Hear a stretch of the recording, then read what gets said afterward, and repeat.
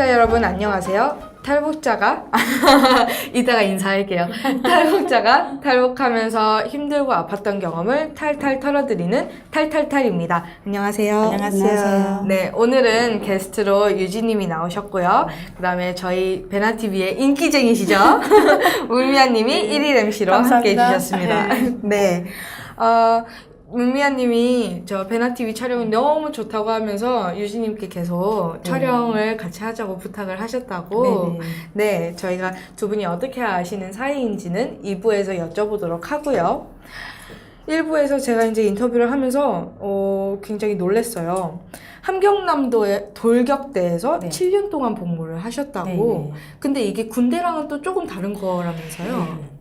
말하자면 이 북한에서 돌격대를 할 때는 정복은 입어요. 정복은 입는데 군대같이 견장을 안 단다 뿐이지 식은 군대 식이에요. 돌격대 그래야만이 이 모든 걸 운영해서 이 건설하고 일도 해 제끼고 이 말하자면 돌격대가 큰 그 무슨 거에 일들을 맡아서 하기 때문에 이 돌격대가 군대 생활이 이게 운영되지 않으면 끌려 나가지 못하거든요. 조직 균열이 없으면. 그러니까 딱 군대가 같아요. 그래서 중대장, 서대장, 다연대장 이렇게 나가요. 그러니까 딱 군대 생활이에요. 여기서 몇 살부터 몇 살까지 그런 복무를 하신 거예요? 제가 17살에 학교 졸업해서 이제 바로 23살까지. 네. 그 이 돌격대에 들어가신 이유가 있나요? 네.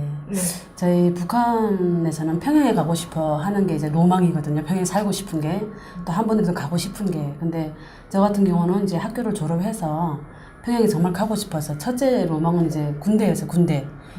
북한은 이제 여군 이름은 좀 정말 알려주는 그거라서 가고 싶었는데 신체 검사 제가 떨어졌어요. 이제 간 수치가 좀 안 좋다고 나와가지고 그래서 이제 무엇을 할까 생각하다가 이제 그 함흥의 이모부가 큰 가수농장 지배인을 하는데 이제 김일성, 김정일 다 접견자예요. 그러니까 북한은 접견자 이러면 정말 이제 힘이 있거든요. 가수농장 지배인 이러면 그래서 우리 이제 이모부님이 그 학교를 졸업했는데 이제 군대는 안 되고 이제 평양을 이제 가고 싶다니까 평양을 가야 되는데 어떻게 루트가 없으니까 그러면 돌격대를 가라. 근데 돌격대가 건설 일을 못 하니까 또 이제 안 되니까 선전대 여단 소속 선전대로 해가지고 이제 뭐 노래 잘해서 간 게 아니라 백으로 이제 간 거죠. 아니 노래 잘해요.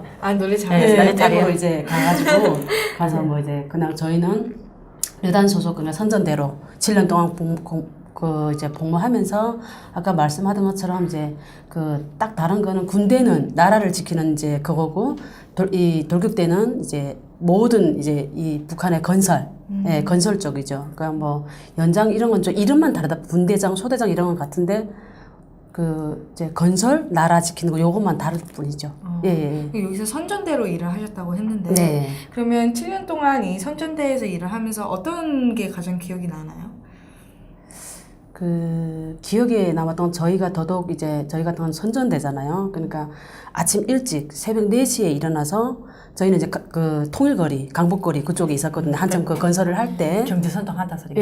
그거 하는데 아침 일찍 4시에 일어나서 김일성 동상 총사하러 가야 돼요. 이제 다른 일반 이제 그 건설하는 사람들하고 저희는 또 달라요. 여단 소속이고 뭔가 좀 이렇게 우에 이제 상관 이제 그거잖아요. 그래서 동상 청소를 하는데 지금 생각하면 정말 이제 그때 무슨 정신으로 했지? 이런 생각 드는데 그때는 누구나 할 것 4시에 깨우지 않아도 4시에 다 같이 일어나는 거예요. 그래서 충성심으로 이제 그걸 해야 되니까 보여줘야 되니까 동상 청소를 빗자루 쓰레박 걸레 다 들고 비 오나 눈이 오나 365일 가는 거예요. 동상 청소를. 그리고 또 하루 일과가 어떻게 되나요? 그러니까 동상 청소를 이제 가서 북한에는 또 그리고 강북거리, 통일거리 쪽에는 가로등도 없었어요. 정말 그 어두운 거를 동상까지 걸어가야 되는 거예요. 걸어가서 뭐 2시간이고 1시간 걸어가. 차도 없잖아요. 버스도 없고. 걸어가서 청소하고 그리고 돌아와서 씻고 이제 학교 가죠. 학교 가나 뭐지 이제 뭐 본업에 이제 그걸 하고 종사를 하고 이렇게 하는데 정말 7년을 너무 제가 그 동상 청소를 충성심을 다해서 제가 했던 게 제일 기억에 제가 남아요. 이 나이가 17살부터 23살이면 완전 청춘 꽃다운 나이잖아요. 그렇죠. 이 당시에 그러면은 뭐 어떻게 연애나 그런 생활은 전혀 못 하시는 건가요? 제가 학교 다닐 때까지만 해도 이게 우리 이제 애들이 이제 인식이 제 나이 때 이렇게 남자하고 이렇게 손만 잡아도 임신된다고. 예, 그래서 저희는 연애라는 거는 정말 꿈도 못 꿨어요. 예, 그래 평양에 올라가서도 20살이 넘었는데도 감히 그리고 우리 여단 안에서는 특히 이제 그런 걸 못하게 하거든. 연애 이런 거를 알긴 알았죠. 나이가 드니까. 근데 그런 걸 못하게 했어요. 그래서 아주 그런 건 철저했어요. 이 돌격대 7년 중에 평양으로 그러면 가셨던 건가요? 네, 평양에서 있었죠. 언제 가셨어요? 그러니까 17살에 졸업해서 바로 제가 바로. 네, 예. 그러니까 평양에 석도전 청년 돌격대 있어요. 그러니까 네. 거기 갔댔단 소리죠. 속도전 청년 돌격대 아니고 우리는 함경남도 함경남도 네, 도. 네. 도이지만 평양에서 그러면 생활을 하시는 건설을 거군요. 하는 거죠. 네, 예, 예. 그러면 부모님과는 거의 못 배웠겠네요. 그렇죠. 부모님은 학교 졸업해서 바로 이제 그 제가 평양에 가다 보니까 근데 1년에 한 번 휴가는 있어요. 네. 예, 이제 그게 내려오고 이제 1년에 한 번 휴가 내려올 때 보고 거의 못 봤죠. 또 제대돼서 내려와서도 이제 얼마 못 보고 또 돌아가셨고 이래서 거의 못 봤어요. 정말. 예. 그럼 부모님은 이제 휴가를 1년마다 가서 부모님을 뵐 때 그 심정은 어떻던가요? 저 같은 경우는 조금 이제 그래도 편하게 있다가 온 케이스라서 그리고 평양에 저희가 갈 때는 저희가 좀 이게 이 지원이 좋았어요. 여단 소속이기 때문에 그래서 내려갈 때는 정말 지금 생각하면 아무것도 안 돼 빵. 베개빵이라고 그러죠. 평양에는 이렇게 베개처럼 생겼어요. 길게. 베개빵이요? 예, 베개빵이라고. 네. 예, 빵이 1kg짜리 하나가 길게 나가요. 생겼는데 베개빵을 그 지방에 갖고 내려면 그렇게 사람들이 좋아해요. 뭐 지방에는 보고 축제도 없는 거니까. 그래서 그 갈 때마다 베개빵을 정말 배낭에 재고 지고 예 가면 부모님도 너무 좋아하죠. 그리고 저희 부모님들 같은 경우도 두 분 다 당원이었거든요. 당원이어서 정말 허튼 짓 안 하고 정말 바르게 이게 사신 분들이 돌아가실 때까지. 근데도 평양에서 이렇게 내려와서 이제 딸이 그 베개빵을 들고 가실 때 그렇게 좋아하는 거예요.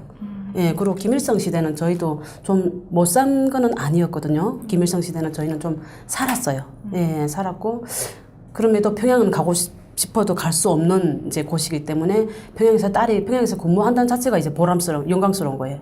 예, 그리고 이제 여단 수석이고 이러다가 막 어디가 자랑스럽게 얘기하는 거예요. 우리 딸이 이게 평양 가서 선전대로 있다, 뭐 이렇게 자랑스럽게 얘기 이제 하고. 부모님 말고 또 혹시 형제 자매가 있으셨나요? 네, 동생이 있었어요. 여자 동생. 네. 여자 동생분은 그러면은 북한에서 어떻게 생활하셨어요? 여자 동생 같은 경우는 이제 그 동생이 키가 커요. 그러니까 북한에는 160을 넘어가는 사람 잘 없었단 말이에요. 우리까지. 그래서 160 이상에는 무슨 이렇게 중앙당에서 내려와서 뭘 뽑아가요. 옷가도 뽑아가고 뭐 이렇게 동생이 사실 처음에 거기 뽑혔어요. 키도 크고 이목구비가 또렷했어요. 그래서 뽑혔는데 엄마 아빠가 안 보냈어요. 왜냐하면 그 사람들 데려가면서 아주 아기 때부터 사진을 다 불태우라 하는 거야. 없애라 하는 거예요. 그러니까 가면 못 오는 거예요. 가면. 그래서 동생이 뽑혔는데 엄마 아빠가 안 보냈어요. 네. 그래갖고 동생이 이제 안 보내니까 동생이 저 같은 경우 내 동생 같은 경우는 학교 졸업해서 이제 대학교를 갔어요. 이제 전문직 그런 전문대를 갔는데 함흥에 있는 전문대를 가서 직업이 좀 좋았죠. 그 북한은 그때 당시만 해도 잘 사는 건 아니었죠. 먹고 사는 건데 좀 잘 사는 건 아니었잖아요. 그래서 여자들 첫째 로망이 어느 식당에서 밥 하는 거 그게 제일 좋은 직업이었어요. 그게 예. 밥 먹는 게 해결되니까 그렇죠. 예, 그렇구나. 예, 해결돼야 되니까. 내 동생은 대학교 졸업하고 바로 철도 그 함경남 단천이 있거든요. 단천철도에 식당 간부들이 밥을 했어요. 그러니까 정말 직장이 좋았어요. 예. 되게 지금 들어보면 출신 성분이라든지 네. 정말 희란이 모를지. 예. 여기 지금 왔어요. 아, 네, 동생분이 잘 오셨어요? 알아요. 내 네, 친구예요. 제가 그 그래가지고. 부분을 네, 2부에서 여쭤볼게요. 네. 지금 들어보니까 출신 성분이라던가 그런 가족 간의 어떤 직업이 다 좋은 네, 저희는 조금. 분이셨네요. 네. 와. 네. 그럼 이 돌격대에서 7년을 복무를 하시고 네. 이것도 복무를 한 다음에 제대한다고 제대한다고. 하나요? 네, 맞습니다. 예, 제대를 하시고 신발 공장에서 또 일을 하셨어요. 네. 여기서 일을 하시게 된 계기는 뭔가요? 저희 집 바로 옆에 이제 신발 공장이 있어서 그건 이제 어쩔 수 없이 신발 공장으로 가게 된 계기고요. 이제 제대를 하면 그 직장이 이게 이제 어디로 갈 건지 그걸 해요. 본인이 선택을 하거든요. 그래서 저희 같은 경우는 바로 옆에 신발 공장이 정말 컸어요. 정말 큰 신발 공장이 있어서 거기로 제가 들어갈 수밖에 아빠가 또 거기에 이제 보이대에 있어서 보이대는 신발 공장 전체를 이렇게 보초서는 이제 경비서는 거죠. 자재를 못 빼내가게. 그러니까 아빠가 보이대에 있어가지고 또 아빠 따라 신발 공장을 들어가서 일을 했었어요. 버이대라는 건 청매고 네. 공장 버쳤어서 네. 나쁜 사람들이 들어가는가 뭐 이렇게 훔치겠고 나가는가 그런 걸 보는 게 돼서 버이대도 하면 쓰요. 예, 쓰게 봐요. 이렇게 권총 이렇게 말하자 군복 있잖아요. 그것도 같아요. 변장 안 다른 군복을 입고 그저 버이대 그 공장을 지키지 총을 메고 진짜 총을 메고. 진짜 총을 메고. 예, 진짜 총을 메고. 공장을 지키고. 예, 예. 근데 거기서도 또 북한은 그래요. 신발 공장이다 할 때는 거기 들어가는 것도 잘 들어가는 게예요.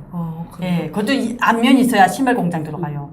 앞면 없으면 신발 공장 같은데 못 들어가요 또. 예. 이 신발 공장은 그러면 북한 내에서 이렇게 도는 그런 신발들을 만드는 곳이었나요? 직접 생산, 재단 생산 안에서 다 하는 거예요. 그 공장이 엄청 컸어요. 중국으로 수출을 하지는 않고요. 아니요, 그건 아니고 이제 천 신발, 천으로 만드는 신발이었거든요.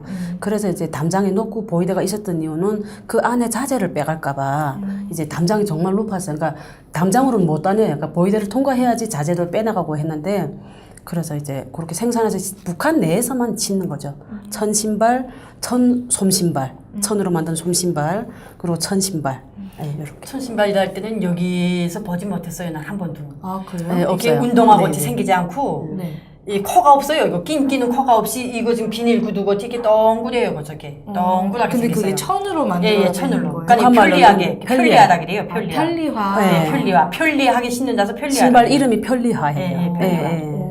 들어만 보고 네, 궁금하네요. 갑자기 아니요, 어떻게 편리화예요. 생겼는지. 이름 자체가 그러니까 우리 공장에서 우리 회사에서 편리화, 운동화 다 네. 만드는데 운동화는 남자 신발, 편리화는 네. 여자 신발. 그래요. 그렇게 네, 되는 예. 그래 시장에 가면 뭐 편리화 사러 가자, 운동화 사러 가자 그러면 운동화는 남자, 편리화는 여자 이렇게. 네.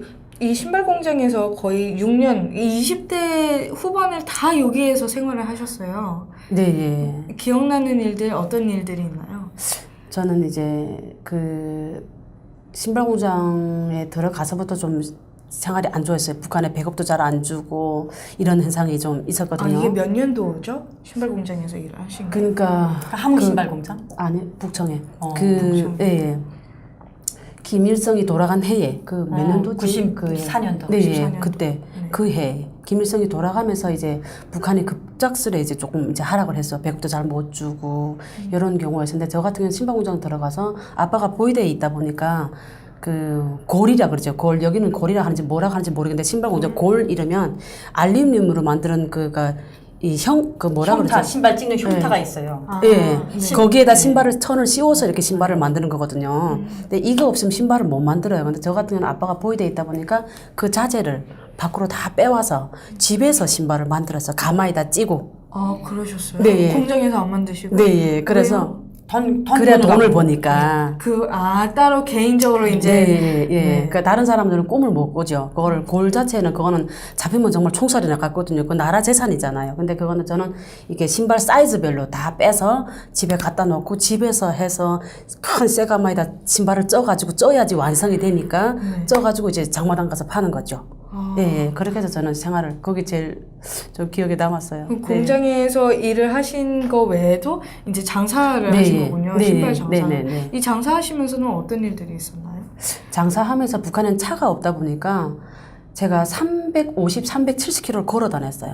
그 신발을 메고, 왜냐면 그 신발하고 식량을 바꿔야 되니까 저 멀리 시골로 가야 되잖아요. 그러니까 북한은 차도 없고, 또 버스를, 무슨 차를 타려면 서비도 줘야, 서비라 그러죠. 뭐 담배도 줘야 되고, 돈도 줘야 되고, 있는데 이런 게 아까우니까 계속 걸어가는 거예요. 350km. 그러니까 서울에서 부산 거리를 그냥 서슴지 않고 걸어 다니는 거예요. 몇 날 며칠을. 그래서 가서 이제 동네라 그러죠. 한 마을에 가서 신발 한 컬레 쌀 몇 킬로 바꾸면 그것도 짊어지고, 또 걸고, 또 한 컬레 바꾸면 운 좋게 한 마리에서 다 바꾸면 그걸 지고 또 다시 돌아오는 거예요. 갔던 그 키로수를. 그러면은 총 그렇게 한 번 신발 메고 가면 네. 얼마나 그렇게 다니시나요? 그러니까 한 번 갔다 오면 이제 갔다 올 때 되면 이제 뭐 옥수수든지 쌀이든지 국수든지 닥치는 대로 저희는 바꾸죠. 그럼 한 2배낭 정도를 제가 정말 지금 생각하면 그걸 못할 것 같은데 그때는 이렇게 살아야 된다는 그런 이제 것 때문에 힘들지 않았어요. 그냥 즐겁기만 하고 일단은 그 쌀이 있다는 것 자체는 저건 또 맞다리였잖아요. 제가 그러다 보니까 정말 그때는 아무 힘든 거 없이 그거를 했던 것 같아요. 장사를. 한 번 그 신발을 메고 나가면 네, 그 장사를 하고 돌아오시면 얼마나 하시고 오시는 거예요? 한 일주일 넘게 걸려요. 일주일 네, 일주일 넘게. 네, 어떤 때는 열흘. 예, 걸려요. 와, 대단하시네요. 북한에서도 못 사니까 그때부터 못 사니까 시골에서도 신발을 차라리 이렇게 뭐 발가락 나오는 거 신더라도 쌀을 안 바꿔주는 거예요. 신발이 있어도. 예, 그걸 가서 계속 좀 말로 해서 우리 신발 좋다고 홍보를 해야 되고 이래서 바꿔야 되거든요. 그러니까 그거를 막 시골마다 돌아다니면서 이제 가다가 호박문이에요. 호박문. 집집마다 집집마다 네. 집집 문 두들고 뒤가서 이거 네. 신발 사세요. 신발 예, 예, 바꾸세요. 예. 집집마다 호박문 하면 다녀요. 이렇게 길이야만 어쨌든 바꾸지. 이걸 내놓고 장마당에 내놓고 이렇게 하려면 뭐 되지 않는 거고 하니까 이게 지구선 말하자면 이렇게 이사님이 그좀 뭐야 이거 지역이라는 건 관계없이 어느 지역에 가서 또 한 바퀴 일주하고 또 어느 지역에 이렇게 호박문이에요. 그러니까 세월이 없지요. 그거 다 바꿀 때까지. 그렇게 해서 그러면 생활을 꾸려 나가신 거예요? 네네. 근데 그 사이에 또 부모님이 돌아가셨다고. 네, 저 같은 경우는 이제 그렇게 제가 이제 장사를 하다가 한 번 나갔는데 제가 한 보름 정도를 집에 못 들어왔어요. 장사가 근데 안 팔리니까 그때 당시 팔 때까지 그럼 계속 다니시는 거군요. 다 네. 한 클레 나머지 팔 때까지 가는데 동생을 그때는 데리고 나갔었어요. 근데 그때 엄마가 많이 아팠었거든요. 엄마 그 전부터 좀 아프셨나요? 예, 엄마가 많이 아팠고 아빠는 제가 장사를 하기 전에 돌아가셨어요. 그래요? 예, 장사를 하기 전에 이제 신방공장 보위대장을 했었어요. 직책이 좋았어요. 그러다가 이제 북한은 이제 의료가 시설이 안 좋다 보니까 암인 거 몰랐던 거예요. 예, 암인 거 모르고 이제 그 병원을 갔는데 그냥 위에 혹이 생겼다. 그래가지고 이 혹을 더 못 자라게 위에다 뭐를 씌워놨다. 수술을 했는데 근데 요거를 이제 이거 놀래거나 신경을 쓰면 이게 터진다 하더라고요. 그래서 일단 수술을 했어요, 아빠는. 그래서 3개월 만에 딱 돌아가시더라고요. 거기 터져가지고. 암이죠. 근데 돌아갈 때 보니까 암이라고 하더라고요, 위암. 그렇게 하고 제가 이제 바로 제가 장사를 했기 때문에 장사를 하는데 엄마가 많이 아프니까 우리 집에다 놓으면 안 되잖아요. 그래서 남이 집에 엄마를 돈 주고 맡겼어요. 우리 엄마 좀 봐달라고. 그때부터 생활에 저희가 이제 너무 힘들었어요. 그래서 엄마를 맡기고 갔는데 가서 한 보름 정도를 못 돌아오는 계기가 동생을 데리고 갔는데 근데 하룻밤에 제가 꿈을 꿨는데 엄마가 돌아가신 거예요. 꿈속에서. 그 외지에서 지금 꿈을 꿨는데 근데 북한은 전화가 없잖아요. 아무것도 통화가 안 되니까 대신 북한은 점집은 많아요. 엄청 점집이 많거든요. 그래서 바로 우리가 장사하는 거기 점집이 하나 들어갔어요. 그래서 내가 어젯밤 꿈속에 이렇게 엄마가 돌아가시는 꿈 꿨는데 어떻게 되니까 아직 그때 2월달이었어요. 그래서 멀었다. 엄마가 지금은 살아계신데 4월달쯤은 좀 안 좋을 것 같다. 이래서 근데 그때 당시 너무 안 좋았어요. 장사가 안 팔리고 안 되고 하니까 동생하고 둘 다 한 20일 만에 들어갔던 거예요, 집에. 근데 그때 가니까 이미 엄마가 없는 거예요. 그러니까 제가 꿈꾼 날 엄마가 돌아가셨다는 거예요. 그날. 네, 근데 너무 이제 안타까웠던 게 제가 가면서 엄마한테도 돈을 줬거든요. 집주인한테도 돈 주고 엄마한테도 돈 줬는데 엄마가 당원이에요. 그러니까 이제 당비를 이게 꼬박꼬박 내야 되거든요. 이제 한 달에 이제 당비를 내야 되는데 엄마한테 돈을 제가 분명 많이 주고 갔어요. 근데도 제가 갔다 오니까 유서를 이렇게 써놨더라고요, 엄마가. 예, 유서를 써놨는데 그 맡긴 주인집도 못 살았어요. 그러니까 우리가 빨리 안 오니까 내가 준 돈 다 떨어지니까 엄마한테 먹을 걸 안 줬던 거예요. 예, 안 줬어요. 그러니까 자기네들 본인들도 힘드니까 안 주니까 엄마가 이제 아무래도 얘네들 안 오고 전화는 안 되고 아무것도 통신 거기 없으니까 유서를 쓴 거예요. 우리 엄마가 정말 명필이었거든요. 정말 글씨를 썼는데 마지막 힘을 써서 이 글을 이제 막 오리발로 있는 힘을 다 써서 썼더라고요. 근데 썼는데 제가 그것 때문에 지금까지 사는 것 같아요. 엄마의 유서의 말을 하니까 또 눈물 나네. 딱 한 문장. 그러니까 엄마가 그 집에 이렇게 방에 누웠는데 이게 집안이 이렇게 사각이잖아요. 이렇게 사각인데 이렇게 누웠는데 엄마가 누워진 거가 그 사각 모서리 쪽에 두부콩 한 알이 보이더래요. 이렇게 누웠는데 두부콩 한 알. 근데 이제 엄마가 이제 마지막 힘을 이제 몰아치는데 저거 콩을 이제 가서 먹으면 우리 딸들이 올 때까지 살 수 있을 것 같은데 이런 생각이 드는데 그까지 갈 힘이 없다는 거예요. 근데 그거를 유서에다 쓴 거예요. 그래서 엄마가 저까지 갈 수 있을지 모르겠는데 이러면서 이제 제가 맏딸이잖아요. 그러니까 저한테 편지를 썼어요. 그래서 엄마가 없더라도 꼭 무슨 짓을 하더라도 너네는 살아남고 엄마는 이렇게 먹지 못해서 간다고 이 완전 막 리얼하게 쓴 거예요, 편지에다가. 그래서 제가 오니까 너무 제가 마음 아파가지고 근데 또 문제는 이게 이게 원 책이 있어요. 이렇게 당원들은 책인데 그 사이에다 제가 준 돈 하나도 안 쓰고 이거는 꼭 당비로 내라고 이렇게 써놓고 간 거예요. 유서에다가. 북한 노동당 네. 노동당원은 죽어도 당비는 내고 죽어야 된다. 그런 각오가 돼 있어요. 네. 내가 굶더라도. 예, 네. 그렇게 충성심이 진짜 김일성의 김일의 산부자에 대한 충성심이 높단 말이에요. 그러니까 네. 당원이니까 자기가 굶어도 당비는 바쳐야 된다. 이런 각오가 돼 있어요. 그러니까 아마 엄마가 당원이니까 아마 제 먹지 못하고 당비를 딸이 주고 간 돈. 예, 그렇죠. 그때 처음으로 엄마가 너무 미웠어요. 그 돈이면 그냥 우리 올 때가 살 수 있었잖아요. 집주인을 걸지는 못해도 집주인만 돈 줘도 하다못해 집주인이 죽이라도 줬을 건데 집주인이 아무것도 우리가 이게 시간 이게 되도록 안 오니까 우리 맡긴 돈은 다 썼고 하니까 안 준 거예요. 먹을 거를. 그러니까 제가 그거 이제 편지를 보니까 제가 너무 억장이 뭐 엄마가 처음 그때 엄마가 미워지더라고요. 당원이 뭔데 그 돈 가지고 먹고 살면 우리 그냥 볼 수 있었는데 그러니까 그렇게 해서 엄마를 잃어버리고 그때부터 제가 이제 방황을 했죠. 어떻게 살아야 되지? 엄마도 없고 아빠도 없고 제가 큰딸인데 그때부터 정말 제가 20대 나이에 못 해본 게 없을 것 같아요. 한국에 올 때까지 정말 그러니까 장사를 했죠. 장사를 하고 신발 공장은 더 이상 제가 자재를 빼내올 수 없고 아빠가 없으니까 그렇죠. 네, 그래서 함경 남도는 이제 농업도시고 함경 북도는 공업도시거든요. 그래서 제가 생각해 이 농업도시에서 제가 야채 같은 거 이렇게 제가 가지고 가서 이제 함경 북도에서 공업도시에서 뭐 우리는 이제 그때 당시 사카린이라고 하죠. 사카린. 거기 함경 뉴스가인데 함경 남도는 귀했어요. 거기 농업도시다 보니까 이런 사카린이라든지 이런 게 없었어요. 그래서 이제 갈 때는 이제 그 농업 무슨 무라든지 이제 이런 게 함경 북도 쪽에는 귀하거든요. 농지가 없기 때문에 거기는 공업도시이기 때문에 그래서 이런 거 들고 가고 올 때는 사카린. 돈이 없으니까 이제 이런 거밖에 제가 못하는 게 어린 나이니까 그래서 이렇게 하다가 돈을 좀 벌었어요. 벌다가 그 정말 그것도 제가 다 말하자면 끝이 없는 게 그 함경 남도에서 북도까지 열차를 타야 되는데 제가 증명서가 없잖아요. 예, 여행증이 없다 보니까 무가 또 이렇게 짐이 크잖아요. 제가 혼자서 400kg를 제가 막 이렇게 해서 날랐어요. 그렇게 돼야지 가서 사카린이라도 사들고 오는 거예요. 아니, 이거는 어떻게. 그죠? 집인데. 네. 그래서 한 이렇게 마대에 50kg씩 해서 8개를 제가 그 역전에서 그 인부를 막 사가지고 기차에다 옮겨주는데 짐은 화장실에다 막 쌓아놓고 그 기차 열차 안에 화장실에 놓고 나는 일단 잡히면 안 되니까 그 열차 오는데 이 계단 있잖아요. 이렇게 계단에 쪽으로 해서 제가 이게 함흥에서부터 제가 타고 얼만큼 그럼 몇 시간을? 그러니까 몇 시간을. 여기하고 달라요. 여기는 이렇게 탈락하게 되면 그 이렇게 계단이 쑥 해서 다 들어가잖아요. 문 닫으면. 근데 우리 북한은 문 닫아도 계단이 밖에 있어요.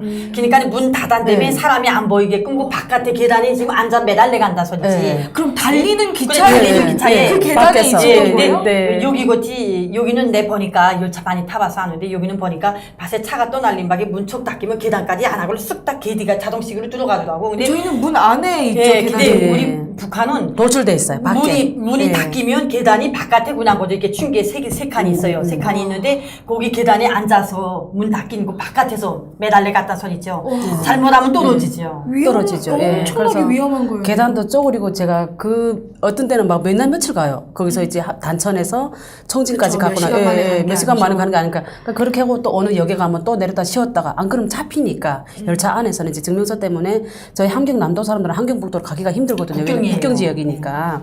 그래서 그렇게 가고 어떤 때는 또 이제 열차 빵통 위에 예, 오해 타고. 그러니까 저는 이제 그걸 장사를 하면서 정말 많은 사람들이 죽는 거를, 그러니까 고압선이 그 위에 흐르잖아요. 이게 앉아만 가야지. 예. 속이만 하면 모르고. 섬은 이제 고압선이 막 그대로 사람이 튕겨 나가거든요. 그러니까 저는 너무 그런 걸 많이 봤어요. 그렇게 제가 어린 나이에 장사를 그렇게 하다가 돈을 좀 벌었어요. 그래서 제가 마지막에 한국에 오기 전에는 이제 무엇을 했냐면 북한에는 그 퉁이라고 하죠.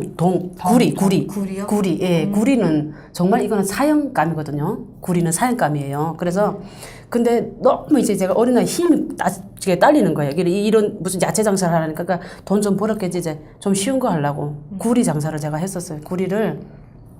구리도 몰래 파는 사람들이 있어요. 그거를 갖다 구리도 역시 구리는 중국 사람들이 사가요. 그러다 그럼 이거 중국으로 밀수를 시작하시는 그러니까 일단 이것도 청진이나 회령이나 이쪽에서 이제 같은 북한 사람들이 사죠. 그 자기네가 또 다시 밀수를 하는 거야, 중국에다가. 우리는 직접 밀수를 할 수 없고. 그래서 제가 구리를 했어. 근데 구리를 노골적 두고 다닐 수 있냐? 그것도 아니에요. 이제 이 몸속에다. 네. 예. 중요한 이런 부위 다 숨겨야 돼요. 막 납작하게 다 해서 여기다 이렇게 차는 거예요. 발목에다 차고 허리에다 차고 몸에다 차고 다녀야 돼요. 그거는 노골적이 들고 다닐 수 없는 거거든요. 북한에서는 철저히 잡히면 무조건 사형이니까. 그래서 그거를 제가 했어요. 그러니까 처음에는 이제 무서우니까 조금씩 이렇게 몸에다 차고 다니다가 조금 이게 좀 해볼만 하네. 그 몇 번만 하려고 하다가 사람이 욕심이 제가 이제 야채 장사라도 이거 하니까 돈이 좀 되니까 제가 이제 커진 거죠. 몇 번 하다가 내가 마지막으로 딱 한 번만 해야지 이러고 이제 배낭에다 아예 졌어요. 구리를 제가 배낭에다 죽을 각오를 한 거죠. 이제 딱 하고 열차에 올라타서 그땐 돈 좀 있었으니까 군인들은 열차 안에서 단속을 안 해요. 군관들은. 그래서 군관들한테 제가 붙었어요. 군관님 제가 이제 좀 이게 아가씨인데 뭔가를 들고 이제 와서 부탁을 하니까 이 군관들도 구린 거 알면 안 봐줬겠죠. 근데 구린 거 모르고 제가 어디까지 갔는데 좀 봐달라. 그랬더니 옆에 앉아라. 군관 옆에 앉으면 단속을 안 하거든요. 가족이라고 이러면. 그래서 이렇게 갔어요. 근데 그날따라 단속을 열차에서 안전원들이 앞뒤로 쫙 조여오는 거예요. 그래서 구체적으로 이 선반 밑에 의자 구체적으로 이제 하는 거예요. 근데 군관들이 딱 보니까 이게 뭔가 심상치 않으니까 나보고 말하는 거예요. 혹시 저 배낭 안에 물건이 뭐냐고 물어보는 거예요. 저는 말할 수 없잖아요. 그래서 이라고 말하면 안 네, 안 되니까. 그래서 아니 그냥 뭐 장사하려고 이제 말을 이제 그러고 하니까 아무래도 뭔가 자기네도 이상하다고 그냥 자기 옆에서 앉지 말고 그냥 그 옆에로 가래요 다른 데로. 그때부터 저는 안전원들은 쪼여오지 증명서 검사는 하지 않으니까 무서웠죠 쟤는. 이거 어떻게 해야 되나 잡히면 죽는데. 그래서 막 거기서 망설이 도와달라고 안 도와주는 거예요. 더 이상 시끄럽게 하지 말고 막 욕을 하더라고. 가라고. 자기네까지 잡히니까. 그래서 생각을 했죠. 이걸 어떻게 해야 되냐. 그래서 이제 북한은 창문이 없어요. 다 깨져가지고 열차가. 그래서 나는 이래도 죽고 저래도 죽는데 뛰어내리자 이런 생각했죠. 제가 달리는 기차 안에서요? 네네. 예. 그래서 뛰어내리자 했는데 점점 그때도 근데 용기가 안 생기면 달리냐 열차가 달리는 거 용기가 안 내고 생각은 뻔한데 어차피 내가 죽는데 근데 안전원도 점점 쪼여오고 이렇게 막 거기 있자니까 이게 2판 3판인 거예요. 내가 그 배낭을 가지고 달리는 열차에서 뛰어내렸어요. 근데 안전원들이 이렇게 올 때는 청진역에 이렇게 들어가면서 역에다가 이렇게 증명서 없는 사람을 내려놓으려고 이렇게 검사를 하거든요. 앞뒤로 쫙 쪼여가지고 역에 도착하면 다 100% 내려요. 이렇게 증명서 없는 사람들을. 직결서에다 계속. 네, 직결서에다 바로 넣어버리는 거죠. 이제 감옥 같은 데를. 그래 넣어버리는데 제가 거기서 뛰어내렸어요. 뛰어내렸는데 그냥 그 배낭을 가진 채로 제가 그냥 달리는 기차에 그냥 나는 죽었구나. 어차피 저기 가도 죽을걸. 그냥 죽으려고 뛰어내린 거죠, 제가. 그래서 뛰어내렸는데, 제가 몇 날 며칠 누워있는지도 모르겠어요. 그러니까 눈 딱 뜨니까 어떤 집에 제가, 할머니, 할아버지 집에 누워있는 거예요. 네, 누워있는데, 눈 딱 떴을 때는 온몸이 상처투성이에요. 온몸이 상처투성이고, 예, 온몸이 상처투성이고, 너무 막 죽고 싶을 정도로 아픈 거예요. 온몸이 다. 근데 일단 살아있어요. 정신은 살아있어서, 여기가 어디냐 물어보니까 할머니, 할아버지가 철길에서 나를 봤다는 거, 철길에 떨어져 있는 거를, 그러니까 정신을 잃은 나를 처음에 죽었는지 한데 뭔가 숨을 쉬는 것 같더래요. 그래서 이 할머니, 할아버지가 나를 데리고 집에 온 거예요. 운이 너무 좋았네요. 네, 그래가지고. 배낭을 가지고. 네, 그거 이제 그 구리 배낭은 할머니, 할아버지가 치웠겠죠. 근데 자기네는 구리 배낭은 못 봤다. 그냥 사람만 봤다. 이렇게 얘기를 하는데 제가 거기다 대고 뭐 내놓으라고 어떻게 할 수가 없었어요. 목숨을 살려줬는데. 네, 목숨만 살려줬는데. 그래서 그 집에서 제가 너무 진짜 은인이었죠. 그 집에서 제가 보름 넘게 이 몸을 해가지고 근데 더 이상은 신세계 줄 수 없으니까 나왔어야 됐었어. 상처도 다 안 하면 그러니까 지금도 그때 그것 때문에 제가 이제 알 수 없는 두통에 지금도 시달리고 있거든요. 그때 이제 머리를 다쳤나 봐요. 네, 후유증으로. 그때 그렇게 해서 죽을 뻔하고 제가 이거는 더 이상 그러니까 돈이 없는 거예요. 일단은 제가 그렇게 하라고 돈이 하나도 없어가지고 어떻게 해야 되지? 그래서 그때 동생이 아까 그 여자 동생이 직장이 좋다고 했잖아. 간부들 밥을 하는 동생한테 처음으로 언니가 돼가지고 갔어요. 언니가 이렇게 좀 도와줘 하니까 동생이 이제 자기가 시집 가려고 이렇게 모아놓은 식당이니까 쌀을 이렇게 모아놓은 거예요. 쌀을 모아놓으면 갖다 팔고 이렇게 해서 자기가 시집 갈 준비 하나하나 했던 거예요. 동생이 이제 부모도 없고 하니까 그거를 주는 거예요. 언니야 나는 이거밖에 없으니까 언니가 일단 이거 가지고 아무거나 할 수 있는 거 해. 그래서 제가 그거 가지고 다시 이제 무를 또다시 해서 예전에 처음에 시작했던 장사를 사카린하고 무하고 바꾸는 이거를 했었어요. 다시 시작하시고. 네, 하다가 청진역에서 팔아야 되거든요. 그래서 청진역에서 평양으로 가는 함흥으로 가는 열차가 정말 그때 연착이 많이 됐어요. 몇 날 며칠. 그러니까 완전 청진역에서 이 꼬제비야. 가지도 못하고 오지도 못하고 이제 열차는 기다려야 되는데 그러다가 제가 이제 어떤 분이 저한테 오더라고요. 그래서 몇 살인데 어디까지 가나 집이 어디냐 꼬집꼬집 묻고 싶은데 말할 기운도 없어요. 맨날 며칠 굶었으니까. 사실 주머니에 사카린도 있었지만 돈은 없었어요. 사카린을 했는데 그걸 팔아서도 끼니를 내올 수 있었는데 그렇게 못 하겠는 거예요. 그래서 그때는 도시락이 지금 여기는 시장에 가면 그 옥수수 왜 차 만드는 옥수수 통거 이렇게 뭐 튀긴 거 같은 차 만들죠. 여기는 거기 전부에서 그걸 주머니에다가 아예 집에서 떨 때 그걸 이만큼 프라이팬에 볶아가지고 거기 도시락이에요. 그거를 이제 끼마다 한 줌씩 먹는 거예요. 한 줌씩, 예, 한 줌씩 먹고 제가 갖고 있는 무잖아, 무. 그래서 무를 이제 반찬 삼아 먹고 이렇게 해서 끼니를 제가 그때 외웠어요. 그렇게 하다가 얼마나 맨날 며칠 이제 옥수수 먹고 뭐 먹고 그것도 아까워서 안 먹으니까 배가 너무 고픈데 어떤 아줌마가 잘 입은 아줌마가 저한테 오는 거예요. 그래서 어디까지 가냐, 집은 어디냐 이렇게 물어보는 거예요. 그래서 제가 사실대로 얘기했죠. 그 배고프겠어요. 그래서 밥 먹으래요. 근데 그때 당시에는 북한에서 무슨 소문이죠? 세상이 하도 흉흉하니까 이렇게 누군가 밥 먹어라 뭐 어찌란가 먹지 말래요. 그 안에 수면제를 넣어가지고 갖고 있는 짐을 다 들고 달아난다. 그래서 절대 먹지 말라는 소문이 쫙 돌았어요. 그래서 배고픈 것도 참고 아줌마가 먹으라는 거 안 먹었어요. 청진역에서 이렇게 비닐 뒤집어 쓰고 이제 함흥 가는 기차만 이렇게 기다리고 있는데 아줌마가 계속 이제 내 눈치를 보는 거야. 그래서 먹으라고. 수면제가 아줌마도 그런 소문 들었나 봐. 난 얘기는 안 했는데 여기다 수면제 아가씨 안 탔으니까 먹어라. 같이 먹자. 그러는 거예요. 그래서 그래도 안 믿어서 처음에는 안 먹다가 배고프니까 그 유혹을 못 떨쳐내겠는 거예요. 그렇죠. 그래서 일단 그러면 먼저 먹어보라고 그랬어요. 그러니까 먼저 먹더라고요. 도시락 이렇게 큰 변도에다 이렇게 사왔는데 절반을 자기가 먹고 나보고 먹으래요. 그러니까 다 먹고 더 먹고 싶으면 더 주겠다. 그래서 아줌마하고 같이 제가 변도를 나눠 먹었어요. 처음은 그때 오랜만에 이팝을 제가 여기서 쌀밥 아무것도 아닌데 아줌마가 도시락 그렇게 잘 써온 거예요. 이팝에다가 뭐 고기 반찬, 돼지고기 반찬 해가지고 이렇게 했는데 얼마 만에 쌀을 드시는 네, 정말 제가 이제 기억도 안 나요. 그래서 그거 보니까 막 눈이 뒤집어지는 거예요. 정신없이 거기서 먹었어요. 그 먹고 나니까 아줌마가 장사하는 게 힘들죠. 어린 나이에 이러면서 중국에 가고 싶은 생각 없냐. 예. 그렇게 얘기를 하더라고요. 그래서 진짜 아니 중국은 생각도 안 했죠. 저희는 아니라고. 그러니까 왜요? 그러니까 중국에 가서 이렇게 고생하지 말고 중국에 가서 3개월만 일하고 오면 이제 북한에 와서 이런 장사 안 하고도 시장에 앉아서 아니면 다른 장사를 할 수 있다.